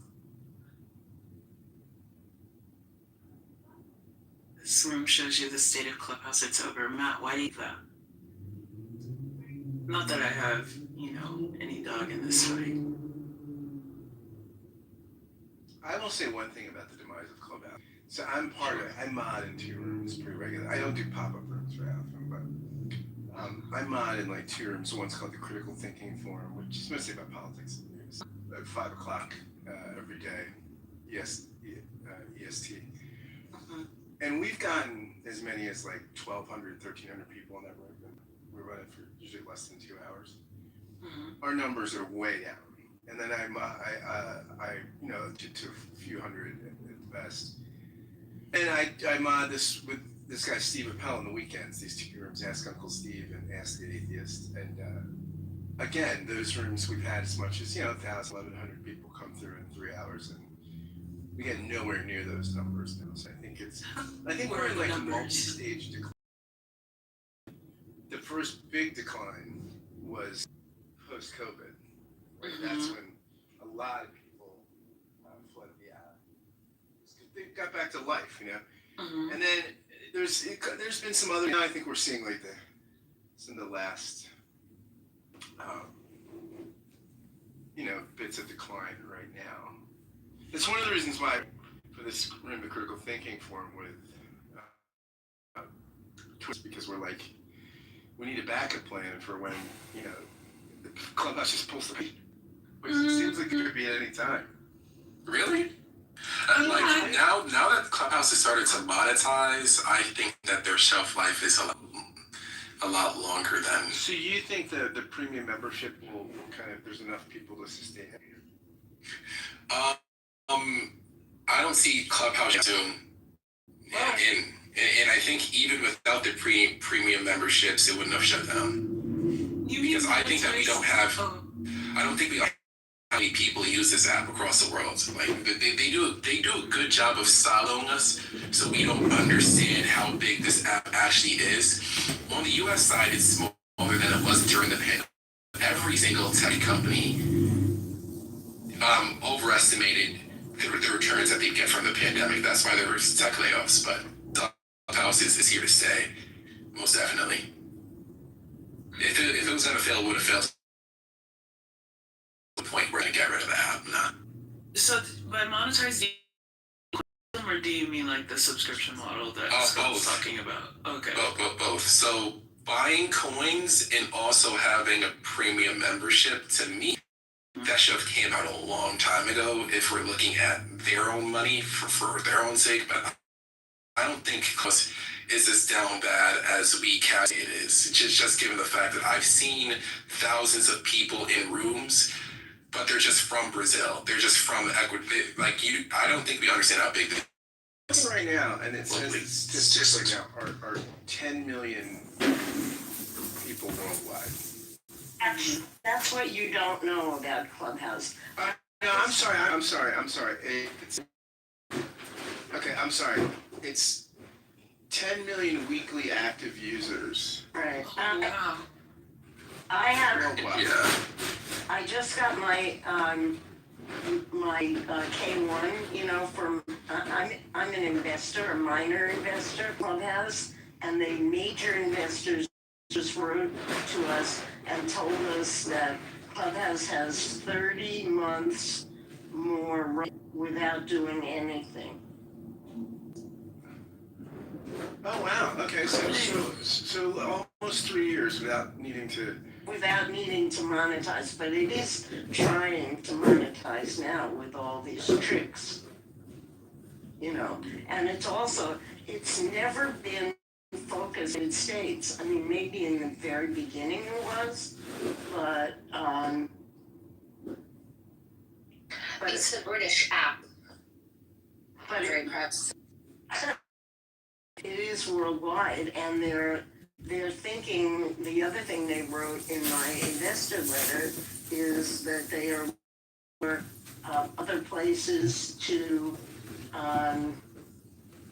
other countries to roll out. What do you mean by British app? What does that mean? I mean, let's stick to the topic. No. Should Donald Trump resign? Dean, should Trump resign? Okay. I mean, from like a Persian point of view, I can just say like the massive big rooms where you see like Persian people come in and like have discussed like 3, 4, 5,000 people in there. So it's quite a political app, and I think you kind of like oversee this because you're using it as more like a social app, and it's like, oh, this was like 3 years ago, I'm not on it anymore. But it's growing on a political sort of spectrum where now everything going on in Iran, that's how people and like, you know, share their views or unify or assimilate. And I think that's pretty good.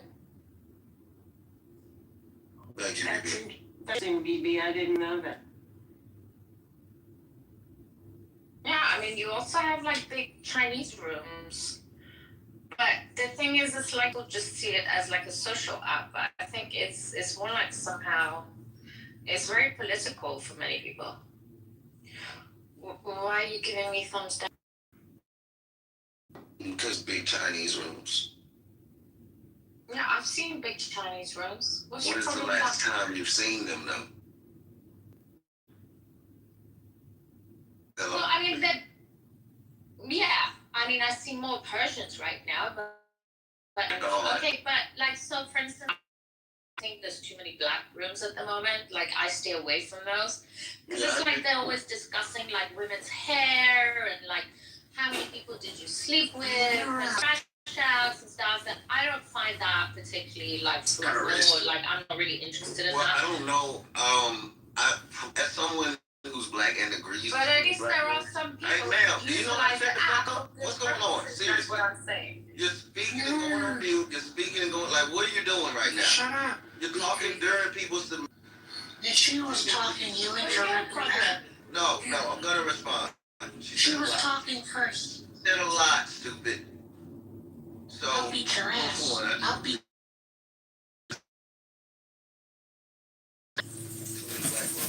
How about that? I think that only an ignorant person would say dumb shit, because even though I think it's too many black rooms, they not talking about the same shit. They talk about everything. I just left. Who cares about black women? Ma'am, shut the fuck up. I just left. Before that, I was in the. What did you learn? That was about baseball. Well, How much money did you learn to make? That was a room. I did a black room about baseball. What you Before learned? that, it was a black room about geopolitics. So I do agree there's too many black rooms. I do see other races more because I have a good algorithm.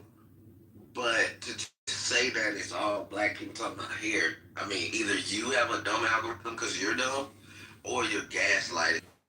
Well, BT, I like to teach people and tell people what I mean without being mean. I think it's important that we do what we mean without without being mean. And I am a supermodel. I do work on TV. I'm highly desired in the industry. And everybody wants to be like me because. And not many people understand the point of what this app is. It's not to criticize people or complain, it's to read poetry. That's the poetry. Not better if you try to be like a supermodel like me. A supermodel who reads great books all day for CBS with Barry Weiss and makes $1 million. Supermodel. You're a stupid ass dumbass. Stop calling people stupid ass. You're such a stupid ass, you dumbass. Dumbass, you're such a stupid ass. Over, my friends. John Kitover. He's fucking multiplying. He's unbelievable. Everybody wants to be like John Kitover these days. I don't know why. Maybe it's because he reads some of the greatest books ever written by men. Real men who know how to enjoy life. Poetry. Stupid ass, not like you, stupid ass. You're just a gay guy living in your mom's basement pretending to be a black woman. What's the point? What's the point? He's a gay white guy pretending to be a black woman. That's ridiculous. Not me. That's stupid. That's not me, that's stupid. What's the point? John. So Xerxes. Yeah. Let me ask you about you a little bit. Sure. You're interesting.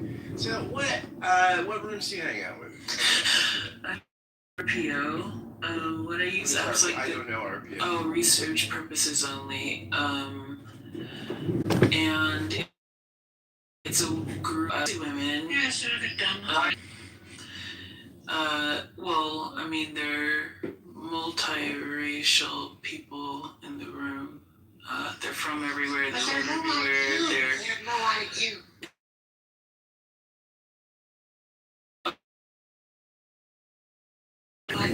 Okay, I'll let them answer your questions. Thank you for putting stupid in the goo. Yeah, I put stupid in the goo. Yeah, okay, so you hang out there. I don't know research purposes only. I don't know what that room is. We just hang out. I mean, it just depends. They are topics that are largely centered around the African diaspora, but it's like more nuanced than just like typical gender war bullshit. I really do. I can't really do gender war stuff with people who like don't love, which seems to be so. But yeah, and then other than that, like because I've only been in club for 6 months or something like that. Oh wow! Yeah. Well, that's amazing. So I was a newbie. Yeah, I was in for the golden age. I came in during COVID. The remaining people, like all the people here, pretty much are remainers from that time. Of the pandemic, which is interesting. Talk about things, and then somebody would come in with a war bomb. Like back in 2022, and I'm like, I don't know what's happening, but I'll just listen. Like some. The world. Yeah, I'm really kidding. I'm kind of moving around right now. I'm a little nomadic. I'm heading back to Philadelphia. I have all my stuff with me. Oh, yeah. So I've met most friends. She's speaking now because I moved back to Philadelphia. Oh, that's nice. Yeah, I from LA. I've stayed at his house. I've met up with. So I mean, Mr. Trump, are you friends with Jeff? I think connections. You'll have some different social apps, you know, like different Discord and all of others, and like they all have their own behaviors. And I find that like Clubhouse is more so like people who are either like kids of the internet who grew up in the internet. They know when to spot a troll, they know all those And then also experimented heavily with like people who use this app like a diary kind of almost. So like they'll come in and drop in for however long. But then there's always the knowledge that you're back to your normal life and you can uninstall this app at any time and it actually doesn't mean anything. Are you friends with Jeffrey? Confluences are really cool. Are you friends with Jeffrey? But then what I've learned in Clubhouse is that because some people are operating inside the internet, people are operating outside of the internet. That's a right now. Consequences didn't know possible. Because Answer my question, Mr. some Trump. people don't know that they're Did you talking to join the real life Mile people High Club with a who do gray and a real life shit. bandage the other day? But it's I tend to, I mean, Trump. one of the things I like best about clubs, Final when I question opened before this, you gotta leave. Chicago report the team takeover. A lot of people seem to pass the buck with it. They say, that was a good social discussion. media You know, is like, to because this article was super blame. We rarely hear provocative. that people come asking. It was interesting too. A friend of mine who liked Across, that's it. Feel that street shake. Now we breathe together, sink into it, or you're too open it. Give us a discussion. Going, it's interesting. Yeah, that's kind of like what I'm used to. So I'm a Discordian. That's where I come from. Wow. Yeah. So I'm like kind of used to. Moderators. Moderators. Hard shift. Excuse me, moderators. I got a question for both of you, and I just would like one sentence, not sentences. Can you tell me what philosophy is? Etymologically, love of wisdom, right? Philo, love, sophos. I mean, no, beyond that. I mean, it's. I just asked for one sentence. I asked for concise sentence. I'll repeat it. Give me a one sentence response to what is philosophy. Okay, Xerxes, what's your one sentence response? To what is philosophy? Philosophy is people who like to intentionally, publicly talk about the things that they haven't reconciled with inside themselves. Would you call that politics? I'm sorry, you're breaking. I said, would you call that politics? It could be politics. It could be politics, but that's definitely what philosophy is, correct? Roger Scruton's History of Modern Philosophy. So I will tell you what Scruton said to this question. He's a British. I appreciate his syntax. What is philosophy? There is no simple answer to this question. Indeed, it is the main question of philosophy, whose history is a prolonged search for its own definition. Nevertheless, a kind of answer can be given and explain what follows. Philosophy involves the attempt to formulate and also to answer certain questions. These questions are distinguished by their abstract and ultimate character.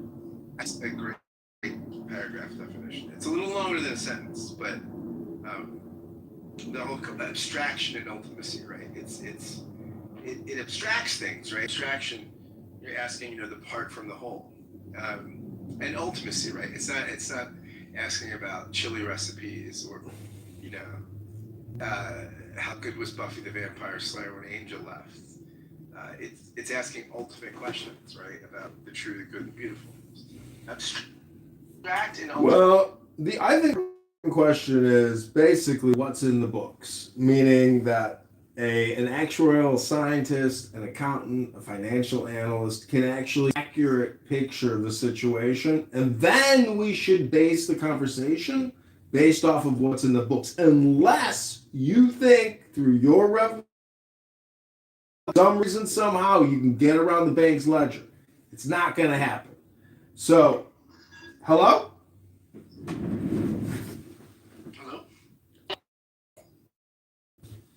I mean, what is your definition there, my friend John?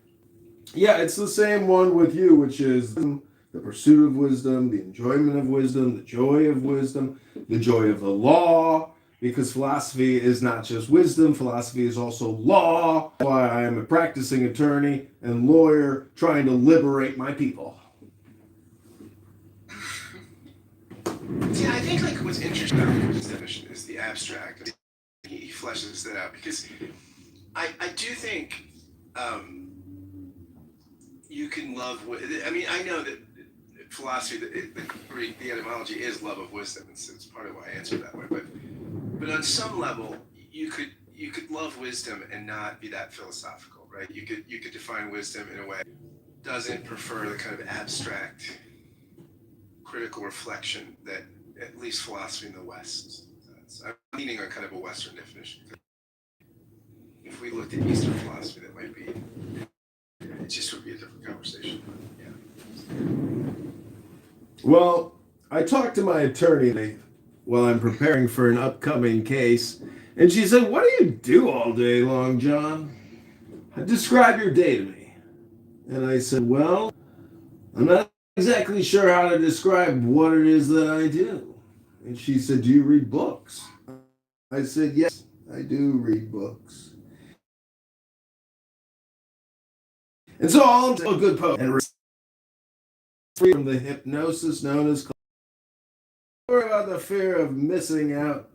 There is no FOMO. As Scott has we are making plans to exit the app and go completely to X Spaces because we believe that this app could and must shut down for national security reasons.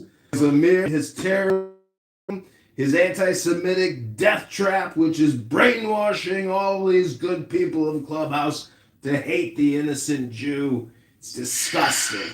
It's despicable. Anti-Semite. There's 100% confirmation and correlation that you hate poetry and you don't read poetry. And you read poetry.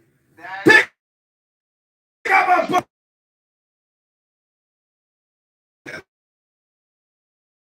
And T.S. Eliot was a man of letters who certainly was. So John, I can prove it to you. You can read and write poetry and not like Jews. Yeah, well, I was going to ask, what if you don't read poetry, but you write? I couldn't say. Oh, so These days, I mean, the fact that you go to Starbucks or Jimmy, there's a lot of anti-Semites. Well, what I'm trying to point out is that there are 4 great powers in reality or principles. It's cause or art and critic. Those are the 4 words that I like to think about: art and critic or cause and effect, meaning that when I get into conflict or confrontations with people, because I will admit that I'm intentionally obnoxious to try to create a different medium of exchange, meaning that when Borat first came out, Borat, people thought it was so funny because this guy pranked everybody if he was some Eastern European reporter from Kazakhstan. So that's kind of what I like to think that I'm doing in my art medium. And thank you for... Hello? I want to go back to anti-Semitism for that. It's interesting. Do you? I think what's interesting is that you have like Tucker Carlson and Megyn Kelly, Candace Owens, and their brand of anti-Semitism dovetailing with the kind of anti-Semitism on the. I find that really intriguing. And what kind is that? Wait, their brand. Wait, Tucker Carlson, Candace, their brand of anti-Semitism. What's going on here? Yeah. Yeah. So is it who has cheeks? Anyone who's an isolationist, anyone who's MAGA, truly MAGA, anyone who's America First, they're anti-Semitic because they don't want to just open their cheeks and let Israel do whatever the fuck it wants all the time. With our bodies and our American. It's our soul. it's our taxpayer dollars. No. But it morphs into Well, I mean, it's different, but it does. I mean, it morphs into like Tucker being super sessionist. But he's always been that. I don't think. So. Do you want to tag me in? I don't think that Tucker's anti-Semitism. I don't think he's always been super receptive.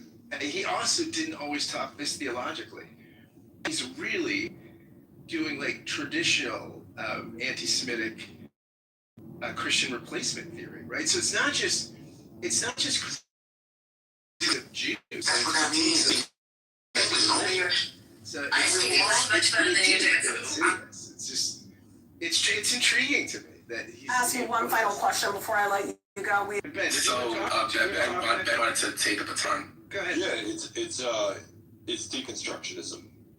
Like, if you're talking about what is the similar Semitism between the Tucker Carlson right and the far left in the United States, it's rooted in deconstructionism. So I think that there is a relapse of anti-Semitism, no doubt, but I don't think it's not rooted in anti-Semitism. Let me put it that way. It's not saying that the root of all problems. It's saying there are power structures in place and we need to tear those power structures down. Like that's where it's coming from. So that's why, like, as a moderate but leans conservative, like, I like the systems in place. Do I think justice is equally applied? Absolutely not. I'm certainly America first in the sense that I want what's country, but I'm also not America only. So Tucker Carlson and Donald Trump have been fighting back and forth for months. And again, I think Tucker's entire approach is more of the deconstructionist side, and that's why you're seeing him and Green of you mentioned the three of Megyn Kelly, Tucker Carlson, and Candace Owens, but I would say that there's Marjorie Taylor Greene's also there as well. There's a couple of others. I get the disruption thing, right? And I think it's one of the reasons why Trump has been elected twice, right? Because it's one of the reasons too. I think a lot of progressives couldn't believe that people went from Bernie Sanders to Donald Trump. That makes a lot of sense to me. I mean, I was a Bernie supporter, but Hillary was certainly not disruption, nor was Kamala Harris, both were. Now Biden, I think the reason why Biden is an establishment guy was largely because, and he didn't campaign, which helped, but I think that no incumbent could have won an election during COVID. They're just so frustrated and so angry about lockdowns and this and that. It's just, whoever, it could have been Obama, it could have been anybody, they would have been voted out. But I do think it's Tucker Carlson, with the platform he has. And again, I'm not saying be critical of Israel and Netanyahu, I think is awful. But when you're talking about Christian and tell us, like, why, as an American, church has replaced Israel because I'm not this like almost God, and that the church is the true Israel. I mean, that stuff. In both in mainline Protestant that kind of talk. Ask me one final question before I let you go. We've talked about it time and time again on Chicago Report, the team takeovers. A lot of people seem to take up platform. Chicago, we're free to move again. Let this be inclusive. That's just not about Israel. That's about Jews. And theologically.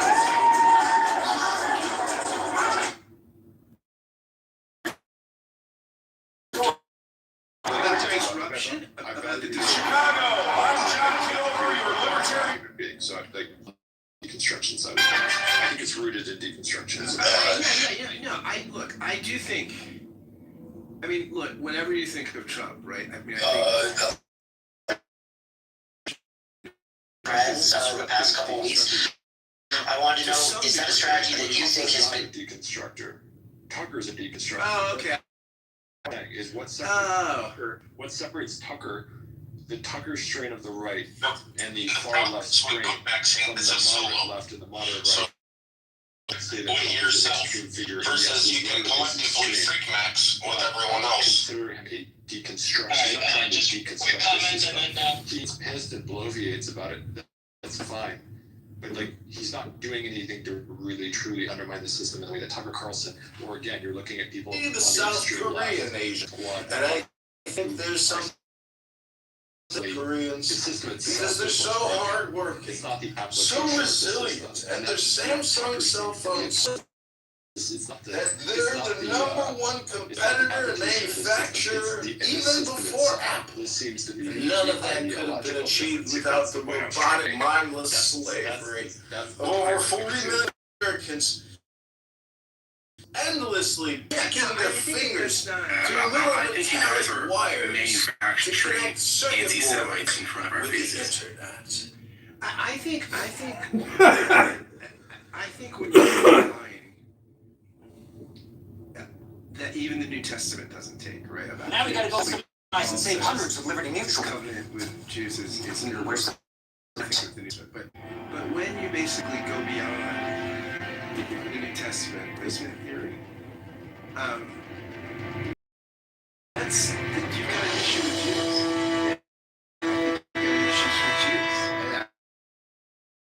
Jews. Yeah, no, but do you have an issue with Muslims? Actually, it's not. When you hear about Jews speak, I can easily say that you guys have a Muslim. But it seems like the president might as well be a Jew.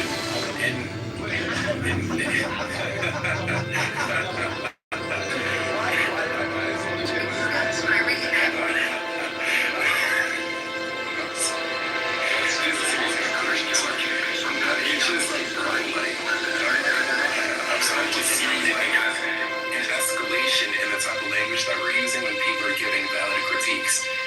And when people are giving valid critiques and they're still tarred and feathered, it makes all Jonesy stuff more. No, it's not more palatable. You're just catching up to the information. The truth is in the Epstein files. Bill Gates, Bill Clinton, the two Bills.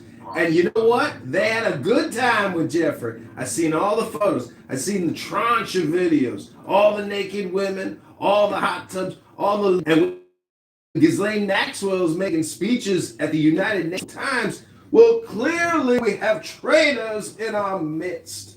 And what do you do to a traitor? Hello? I love Kiddo. Okay, so Scott, let me show you what I mean, because there's some people pretending to be obtuse in the chat.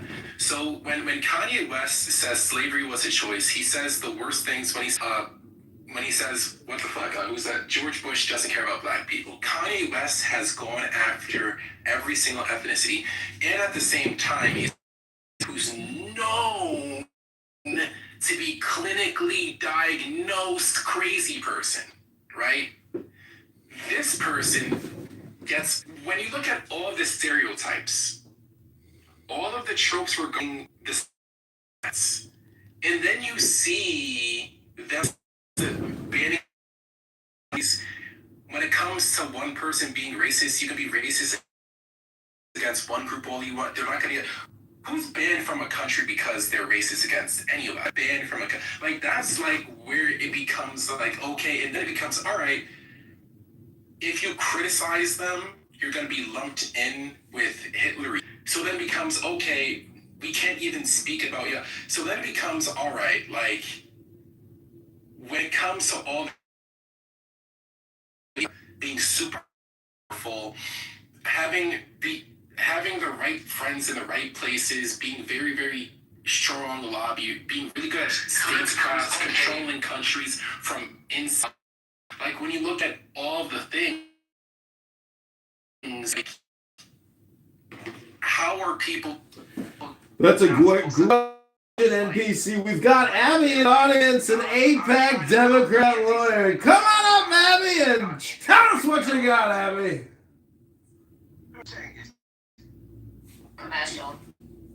You're saying because a group of people has a disproportionate influence to their size, right?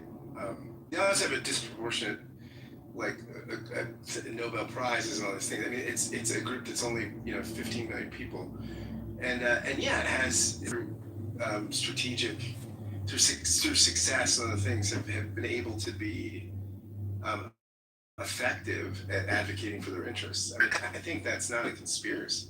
Not a conspiracy either. But if I repeat what you just say, I get chatted down and called an anti-Semite. I don't think that I don't think it's a big conspiracy that Asians are good at math. I think that there's a lot of different reasons why, on average, Asian children are really, really good at math. Okay? But if I say that on average, people are this, and that. Wait a second, do you think it could be because there's over 2 billion Asian people? I think it's because there's over 2 billion Asian people. Because I've asked them, how are there so many engineers that come out of India? And how do they all have H-1B visas here in the United States of America? They got it because there's 1.3 billion and there's 1.1 billion Chinese. There's a lot of engineers. Hello? Yeah, I'm happy to talk, but I really don't feel like. No, the are the ones that are scrutinized. What you're saying is wrong. Yeah. What you're saying is wrong. So What you're saying Jews is are hurtful. overrepresented in media. What you're saying lobbying. overrepresented in the media. If we were, And lobbying. people like you wouldn't be saying the shit you're saying on social media, now would you? If we're overrepresented and we control it, then why negative towards us? Please tell me. Explain that one. Why do we have all the problems we have on social media and on the media, and people like you saying the things you're saying? If we explain that, it's illogical, isn't it? Completely illogical. If you want it to be. What else do you want to bitch about us? And is it every day that you like to say something? Did you want someone else this week? Every day. What else do you want to pick on? What else bothers you? What else? So the Do we main thing control that the sports? Do we control sports? you guys Does that also bother control you? the weather. You guys also control the weather, and right now it's 60 Control degrees. the- And that's an issue. Do you think the stuff that you say then gets picked up by other idiots and they harm people as a result of it? Do you have any idea what kind of harm is happening? Do you know? Do you pay attention to it? Do you read about Well, it? do you know how many car accidents are caused by Do you know how much harm You is don't care. happening to our You don't try to make community it sunny either. in recent incursion into Iran? Within 6 days of the incursion, we received threat to life in the United States alone, to our community, to institutions in our community. 8,000 life in 6 days. That's just a little slice of an example. We spent over $750 million of our own money for security to protect our institution, to geofence them, to target harden them, our own money, because of shit that's said like this that other people pick up, and then they just start going up. Then they start going up the pyramid of hate. And why don't you Google what the pyramid of hate is and learn about how your little comments then grow into a little more hatred until it's at the top. Why don't you take a look Okay, at so can we calm down? Can I just ask a question? Calm down. It's really awful to live with. And you gotta have SWAT teams. I kind of do understand what social violence feels like. And yeah. all this shit just adds to it. And Yeah. instead of being sensitive to it, to say things like this that are being said in social media, and then accuse us of controlling it. Okay, so I'm just from the ages of like maybe 6 or 7, at least on the West Coast where I live, we are taught to be sensitive to the plight of Jewish people. It's taught in education systems on the state, probably in the other two that are above us as well. I don't know what's going on in the rest of the country. Where are you? I live in California. We have a whole museum dedicated to the plight of the Jewish people. I know that it's a beautiful museum. I wish you were right. Except Yeah. the new stuff being introduced into the education system and the studies in the California education system is a real problem, and there's a lot of issues with it. I'm talking about in K through 12. So like, Yeah, that's where I'm talking about. K well, they don't do 12. ethnic studies in K through 12. Well, yeah, it's being introduced. I'll put this stuff in the chat if you want to see. Oh, you never heard of DEI education? CRT. It's called CRT, baby. Look it up. It was a problem coming back, nigga. Well, bro. So while, Critical race theory is what the acronym stands for. CRT! Okay, to be honest. Move them down. Now the real fascist comes out, ladies and gentlemen. She's not a Democrat. She's a fascist communist. 5 minutes. That's just what. So Abby, I understand your frustration. I can empathize with your frustration completely. But I think two things can be true. It can be true that the violence against Jewish people in the United States, at least, and probably globally, we can count that, but I'm just going to talk about where I live, right, has exponentially grown for that, right? While also Jewish people are over in the media. This is just a raw fact. So, despite being 2% of the population in America, right? You asked a question about being like controlling the league. I don't know about the word control. That's like kind of weird. Word a little bit. Yeah, like but being like an owner. Well, who's at media? So half of the NBA is owned by. Media. You said media. So, well, you said sports, so I'm answering that question first. We'll get to. Yeah. Okay. The thing I'm doing. Cool. So half of the NBA is owned by Jewish people. I don't think that this is bad. But yes, half of the NBA has Jewish. Have Jewish owners? I can totally get that list for you once I'm done saying what I'm saying. Cool.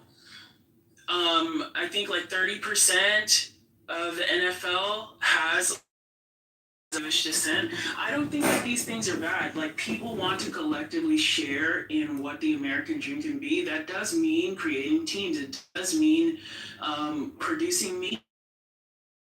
It's your story. It does mean like getting involved in the whole because like we use this demonstrably in conversation. It isn't a bad thing. Right? Can I ask Scott something? Yeah, sure. Scott, is Jeffrey Lurie a bad guy? Because Scott, is Jeffrey Lurie a bad guy, Scott? Who's Jeffrey Lurie? I don't know who that is. He owns the Eagles. Is he a bad guy? Yeah. Is Ralph a good guy? Puts a lot of money in his community into Boston, into Massachusetts. Probably crafts very property, right? I go through some more Jewish owners of the. Now we're doing No, but I wanted to talk about this. We're talking about the media is interesting, and the control something. The media. So let's go. NBC is a public corporation, right? It's publicly traded. ABC is owned by Disney, publicly traded corporation, right? Yeah. So I actually own part of the media, I guess, because I have stock in Disney. Let's go through it. These are publicly traded corporations. The owners, these media giants, publicly traded. Lots of people owners of these companies because they're traded. They're public corporations. Comcast is a public corporation. So how does one ethnicity, if it's a publicly traded corporation? Right. So one answer to Disney by example. Sure. Well, while a company has to its shareholders, right? There is a person in control or a group of people in control who make the bulk of the decisions. So these might not be like finance all the time, right? Who would that be in control? You're not asking me. You're not asking. Like, Abby, you're actually like, why are you forcing us to be in this corner? Rock and angry, but when people use terms, the terms aren't defined, and they don't know what they're, NPC to define their terms. Know what they're talking about. So when you use the word company, define the company. No, I'm not triggered about trying to, it's like kind of all 101, like trying to explain to people. You see, what's a publicly traded company? You're smart, so I will do.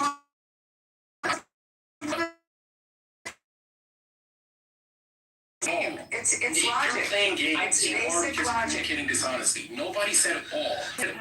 No one As you say, control media. So I asked what the media is and who the media is and who owns the publicly traded companies. So guys, it doesn't have that listen. Control the media. It doesn't have to be adversarial. You did say it. And then agree. You did say If it. they're all represented, then that's fine. Oh my lord. You did say it. So I'm just trying to explain who these companies are. Overrepresented. Yeah. Why is this stuff matter? It doesn't have to be like that. Sony publicly traded, right? David, you live in LA. Let's talk about all the media.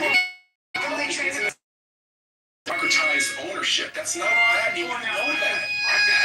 You know that a publicly traded company is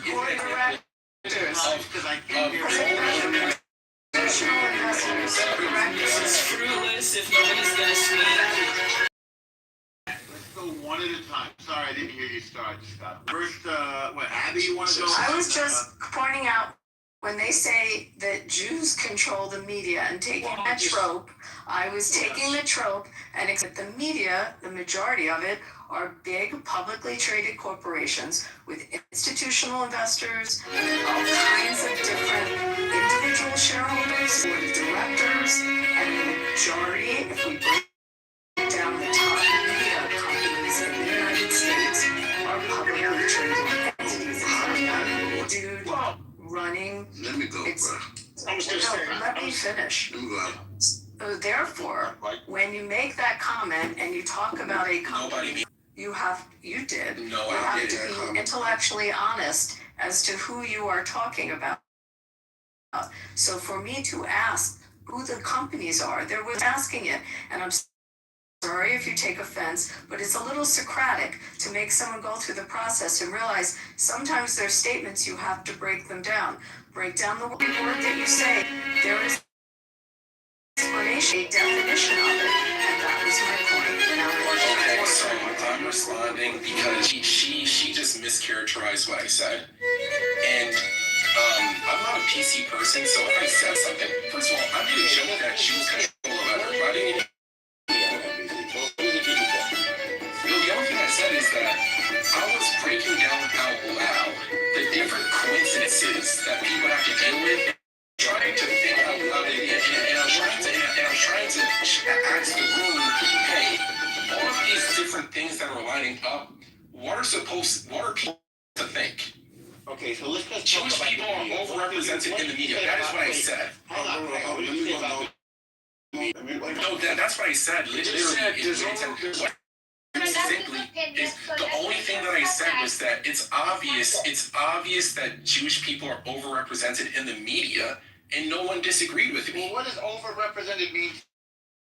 From population, Scott agreed. What do you mean? What does it mean? Why do all these? You know what overrepresented? No, I don't. I want to know what you know what overrepresented. Based on your population, based on the size of your population, the amount doesn't match. There can only be X number of views in the media.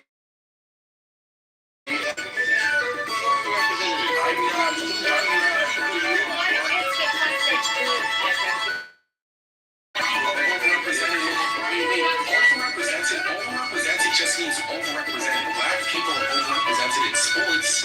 There's a reason why Asian people are overrepresented in higher education. There's a reason why Black people control sports. Did anybody ever say that?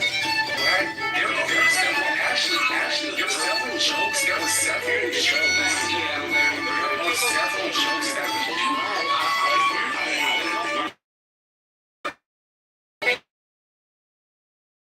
My thing that we are is because all the owners are white. Well, black people in sports, so what's the reason? The reason why they're in sports is because they're good at sports. Okay. Well, when you tell a black person that black people are overrepresented in the media, so they're good at So they're good at sports. Oh my God, we should kick them out of sports. No, Norm. That's what you. As soon as I say that Jews are good at media, the next thing is we want to kick Jews out of media. What does you being good at media? Wait. Tell Normo, he's not saying he's not saying something. I don't know, you might be a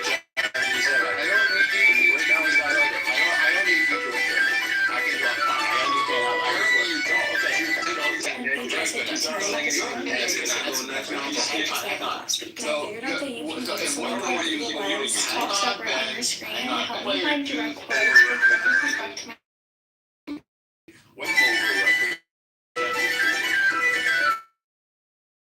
questions that I'm going to answer questions that I've been thinking about.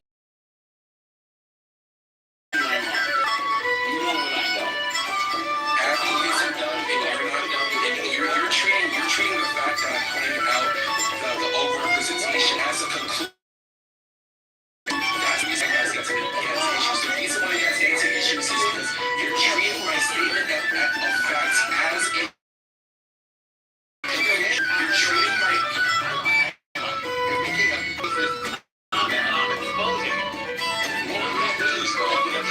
what do you mean it's racist?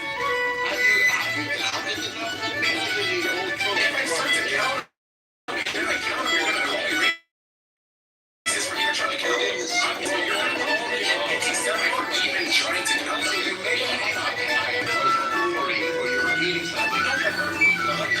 No, you guys created Hollywood. My friends are Jewish. The first movie that I was on this app was Jewish. There's a lot of product that I'm not industry. Okay, you guys are You guys created Hollywood. Yes. I read a whole entire book on it.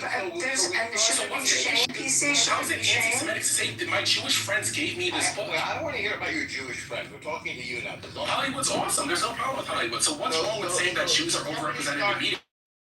I started an industry. Okay. Now,